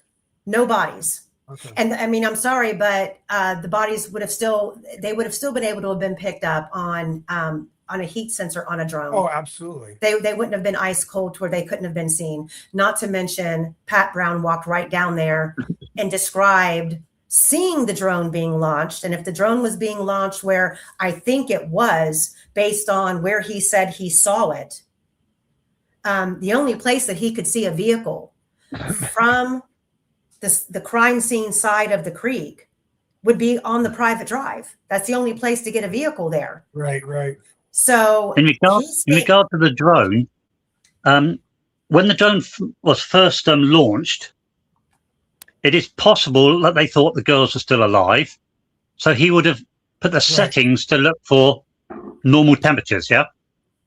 And if that was the case, and they were not, they'd been almost frozen in the creek and then chucked in amongst all the leaves and so on, those normal settings could possibly have missed the girls. However, a professional FLIR pilot would have flown over and then reset to check other ones, like the lower temperatures, in case. Now, there's no record of the bottom having reset or anything. Not only, in fact, it doesn't say what he set it for. I agree with you on that, because when I was communicating with him, my first question was, do you have the video? Did you record? And he said, no, it was a new drone. He forgot to turn the recording on. He wasn't anticipating law enforcement contacting him. So, and I still to this day don't know what his affiliation is with law enforcement for someone like Lesenby to pick up, or Liggett to pick up the phone. And there's a friend of a friend. Yeah. So he just said, no, I wasn't. How long did he fly this drone for? He did not say. And he's now, I've gotten all the information. I've got that. Hold on a sec. I'll just look it up. I think I've got how long it's flown. I still don't hear you. I think I've got how long it was flown for. Hold on a sec. Oh, okay. Love Quester and his dusty old files. Because I know David Erskine was out there till at least 10 p.m. in the right. creek. Like, yeah. According to Bottom's Times, launched at 7:43 and finished at 9:18. Okay. So there's people searching around while this is in the air. We're saying there's searchers walking around.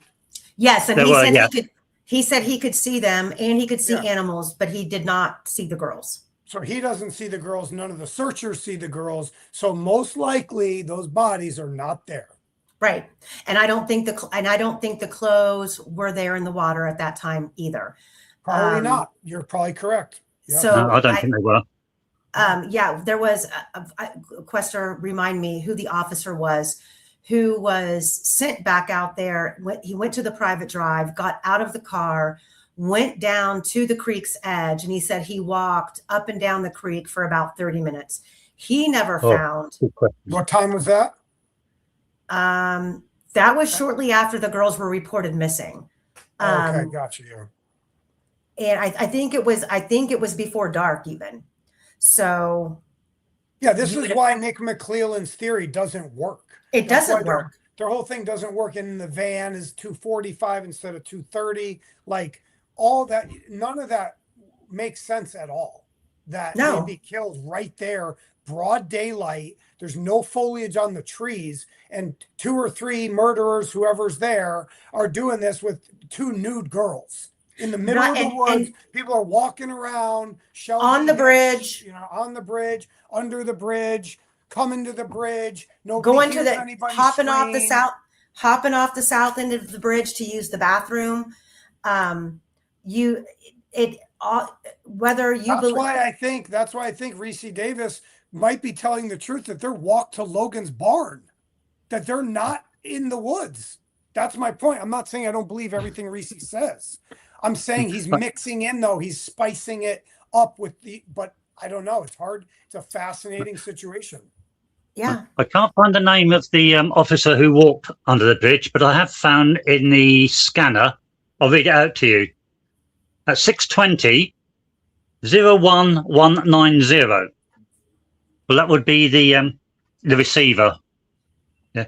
Stated. Here we go. Sorry, 01192. It stated, we have checked under the bridge, units 10-8.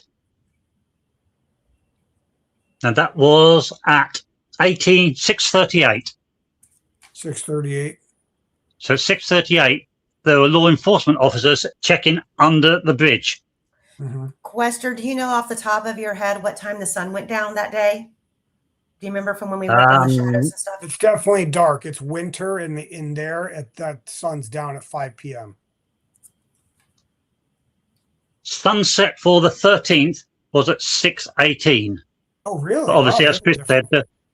the sun would have started to go down before then. But Well, no, that's actually later than I thought because I'm from New England. I know that in the winter it's dark at like 5, but maybe Indiana, I guess, I don't know. Are they more north? I don't know. Maybe it's later. It's weird. Yeah. Okay, so you have police under the bridge searching, but the police don't keep searching too much more, right? On the night of the 13th. right. Aren't there no police there really? Yeah. There were police there until about 2 o'clock in the morning. Police were there? Yes, Some firefighters and some police, they were scattered all around. Wow. You've got Mike Patty, who puts himself in a canoe at I think it was 4 o'clock in the morning.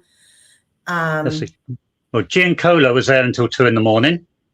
We know that Kent Cody was there Patty, until 6 minutes to 1.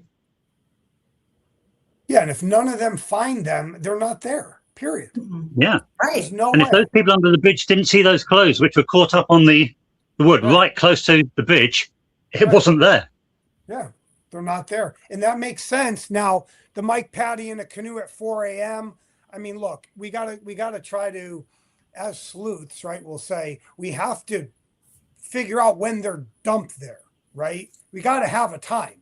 So whether it's it can't be midnight, it can't be 2 a.m.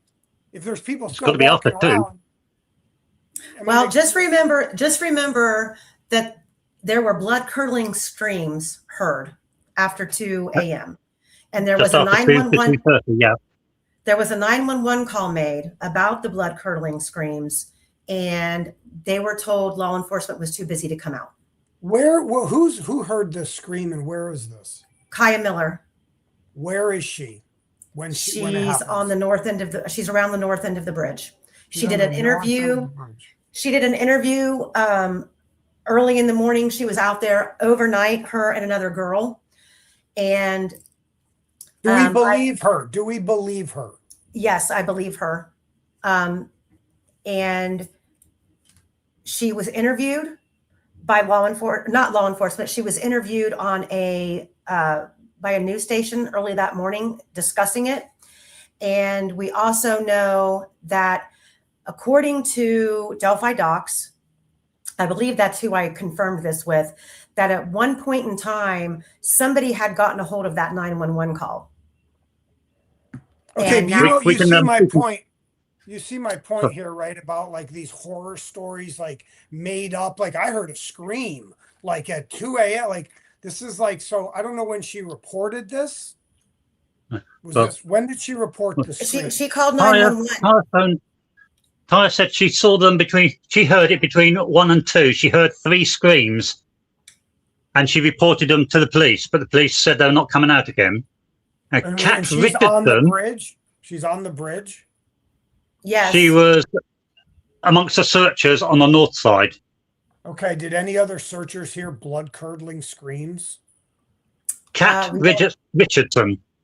At 2:30, she heard screams.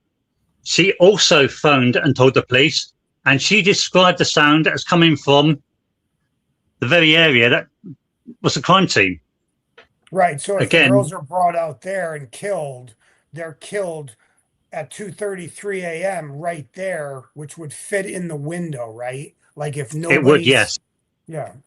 Well, so not only would it fit sometime in that window, but you also, going back to the phone data and I believe it's 4:30 and some change in the morning, that phone comes alive with, with all of that, with all of the activity, the SMS messages, the iMessages.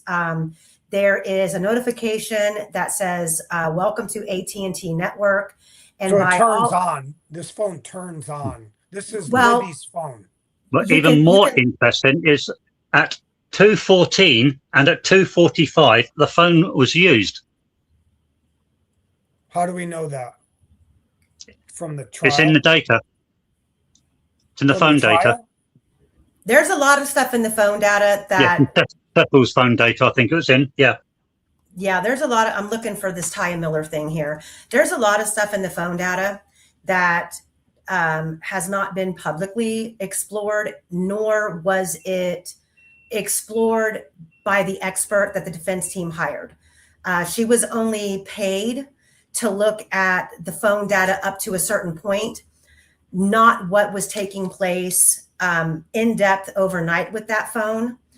And from my research, that notification from AT&T that came into the phone data is the number one indicator for that type of a notification to come in, that welcome to the AT&T family plan or family network, was a SIM card being reinserted into the phone. Changed to all the inserted is the normal cause of it. Yeah. Like they take out the SIM card at some point and then put it back in, you mean? Correct. Yeah. When they put it back in, then it will commonly send that message. So the question is, you're saying this was 2 something in the morning, right? That's what he just said? 2:15, 2:45? Well, that's when the screams were heard. That's not when the phone. Sorry. Yeah, it was 4:30 phone something. saying 4 a.m. So the question is, are these 2 girls tied up when Logan goes to Lafayette? Let's say he leaves at 4:30, 4:20. Are these girls tied up, handcuffed in his barn? Good question. And left there, and nobody knows now whether Rick Allen or Brad Westfall or Brad Holder, whatever his name is, is somebody else with them? Does Logan then come back and now he's talking to him and playing with them, and then late at night, because nobody searched Logan's property, we know that. This is Taya Miller. That Holder's own alibi leaves a window in which he could have been at Ron Logan's, watching over them. Exactly as you said, Chris. There is a window there, he could have done it. At night, you mean? Like you're late afternoon or whatever it is? Late afternoon, evening. Yeah. Yeah. Interesting. All right, so let's see this girl.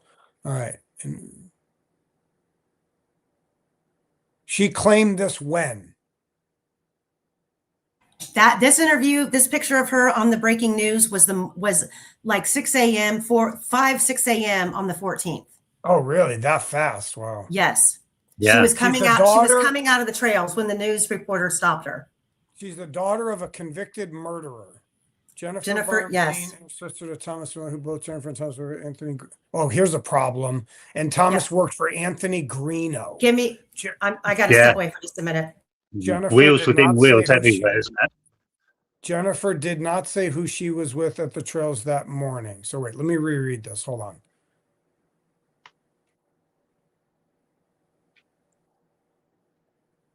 I think they misprinted there. That shouldn't be Jennifer. Did not say that. Should be Taya. Right. She said she was told the officer to be looking at Taya is the daughter of a convicted murderer. Jennifer Burns and her sister to Thomas. Jennifer Barnes Dean and sister to Thomas Miller. Who's Thomas Miller? Who both Jennifer and Thomas worked for Anthony Greeno. Jennifer did not say who she was with at the trails that morning. I don't know if I believe her. I mean, I'm just going to be real honest. Well, I know who she was with in the morning. I've been Why able is to Anthony find that. Greeno's name? Why is his name there? Why at all? It keeps popping up, his name, doesn't it? I know, but he doesn't have a job. Who's working for him? For what? He used to fake that he was a bounty hunter. Yeah, I heard that one. Do you know what I'm saying, though? So what are we saying about him? What Anthony Greeno, for a very short time, ran like a pornography studio in Florida. Oh, I'm so surprised. You can't make it up, but it's true? That is true. Yes, I have photos of Go on. Yeah, I have photos. Taya Miller was in a group of 3 girls. There's her, Winnie Alexander, and Chastity Fox. And they said they left the trails about 12 o'clock. Mm-hmm. And then Taya Miller apparently rejoined the search round about 6 o'clock, something like that. So could we say this is like Blair Witch Project, and these girls and Anthony Greeno puts them up to it? Say you heard a scream at 2 a.m. Like, is he behind this? I don't It's think always so. possible. He's behind a lot of stuff, wasn't he, like that? Yeah, that's what I Yeah. mean. Like, is he right on top of it right away? I don't know why. He live in Delphi? Where did he live on the day of the murder? He lived there, and I have, I believe that Taya Miller is very credible, and I'm just going to leave it at that. There's Okay, so you believe her? I do. Well, the thing is, Absolutely. Kat Richardson is not tied to these people in any way, and she also heard those screams. Okay. Kat Richardson is now dead. Yeah, She is? accidentally shot by her boyfriend, wasn't she? Almost was. straight after. Oh my God. And her boyfriend, the next day, got his gun license from Doug Carter. What? Yes. Yeah, Yes. after shooting somebody accidentally. Yeah, I have the crime scene photos from Jerome Weiss's from that. They deemed it an accidental shooting, and then they turned around and gave him a gun license. Wow, that's freaking weird. Isn't it just? Tied guys- the convicted child of a convicted murderer, Jennifer Barnstein, and sister to Thomas Miller, who both Jennifer and Thomas were okay. I can't even follow that. Like, of who? So Jennifer Barnes Dean just actually was convicted this past year, and she was convicted of. I don't think that she was actually a part of the murder. She just. Oh, Thomas Miller is the dad of Taya. Okay. Right. But yeah, Jennifer Barnes Dean was just convicted this past year by Nick McClellan was the prosecutor. And So wait, did Thomas Miller work for Anthony Greeno? it says they both did. And they Jennifer and Barnes Anthony, Dean and he's a sister murderer, and he's a murderer. to Thomas Miller. Okay, so Jennifer Barnes Dean is the sister so to convoluted. Thomas Miller. So they both. So Jennifer Barnes Dean and Thomas Miller are brother and sister, and they both Yeah. work for Anthony Greeno. Okay, and then who did Thomas Miller kill? Thomas Miller didn't kill anybody. Jennifer Dean was convicted of Okay. being a part of a murder plot that had Got to do. It was, I think it was over drugs or something to that effect. Okay, got She it, was part okay. of having knowledge of a plot. She was just convicted recently, Got it. Okay. and so And they worked for Anthony Greeno as what? What was their job? I believe it was in Flora at this studio. I'd have for to dig porn? up the information on it. He was running a porn. He was running a porn company in Flora. Correct. Anthony Greeno was. Yes, Then he pretended to be a bounty hunter. Was that before this, or I think it was after. okay? and then he turns into a podcast. I spoke to him a couple times. Then he turned into a podcaster who needed lights and cameras and asked people for money. And then he was going to make, okay, I don't know. He made the movie. He made the small movie about, right? Wasn't he going to make a movie about Murder on the Monon. That was Anthony Greeno, right? Correct. He started out originally podcasting or doing videos with a guy named Cat. I can't think of his last name. It was an older man named Cat. Remember Doug Rice? Remember the Yes. guy Doug Rice who named Caleb Bowling as being the kid who was Ron Logan was texting saying to keep people away from the property? Where's Caleb Bowling today? What is his name? Caleb Bowling. Is that with a C? B-O, yeah, I think so. C-A-L-E-B B-O-W-L-I-N. Caleb Bowling.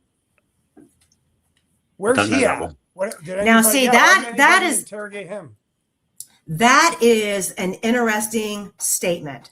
That's because what Doug that- Rice said before he died. That he got falls hit by a right car. into when I say that whether Ron Logan was involved or not, he was aware. And you can put that into any number of categories when okay, first of all, Ron Logan's ex-girlfriend was Ashley Wright, who we know was heavily into meth. Who was Correct. she getting the meth from? Did Ron Logan owe debts to anybody who said, look, shit's about to go down? stay the hell away from here today. Keep everybody off your property. And who knows? It could be a many number of things. And Ron Logan had actually give him sex for money and for rent. So we know that also, which shows the character of Ron Logan, right? That's actually in the search warrant. And that's actually talked about in another set of materials too, about her with Ron staying at his house. Yeah. What a great guy he was. He's a great guy. I mean, yeah. Why not stick up for this guy? You know, the only person that seems to be a great guy that's affiliated now without choice to this case is Rick Allen. He's the only one of the whole lot. He's the only clean. One. Clean background, family man, working for a living, raised a daughter, was doing all of the right things. Well, and let's talk about Rick Allen, unless you have to go. I heard like a little. Yes, I do have to go. We've been on here for 3.5 hours. Maybe next time we'll talk about Ricky Allen, because we will. All right. Quester, anything that you want to follow up with before we hop off? No, we can save that for the next time. Yeah, next time let's talk about Rick Allen so I can understand your guys' thoughts on him being innocent. I'm not saying he's not innocent, but I'd like to go through that and walk through that. Okay. Yeah, sure. This was a great conversation today. Yeah. I'm thank you guys. Very pleased with how this went. I hope everybody in the chat enjoyed it. And I did. Yeah. If I didn't have, today is my grandson's actual first birthday. We had his party yesterday, but I'm getting ready to go on vacation Tuesday. What is today, Monday? Yeah, we leave 4 a.m. on Wednesday. So I had to get my little boy one last time before I was gone for 2 weeks. But don't worry, I will more than likely be going live while I'm on vacation. And if it's okay with you, Chris, I will share, or Quester, I will put you two in contact via email. Sure. So if you have any information that you want to share back and forth, that would be great. And then we can collaborate and plan the next one. Yeah, let's do a Rick Allen thing, because I think that'd be good to go over that stuff. Absolutely.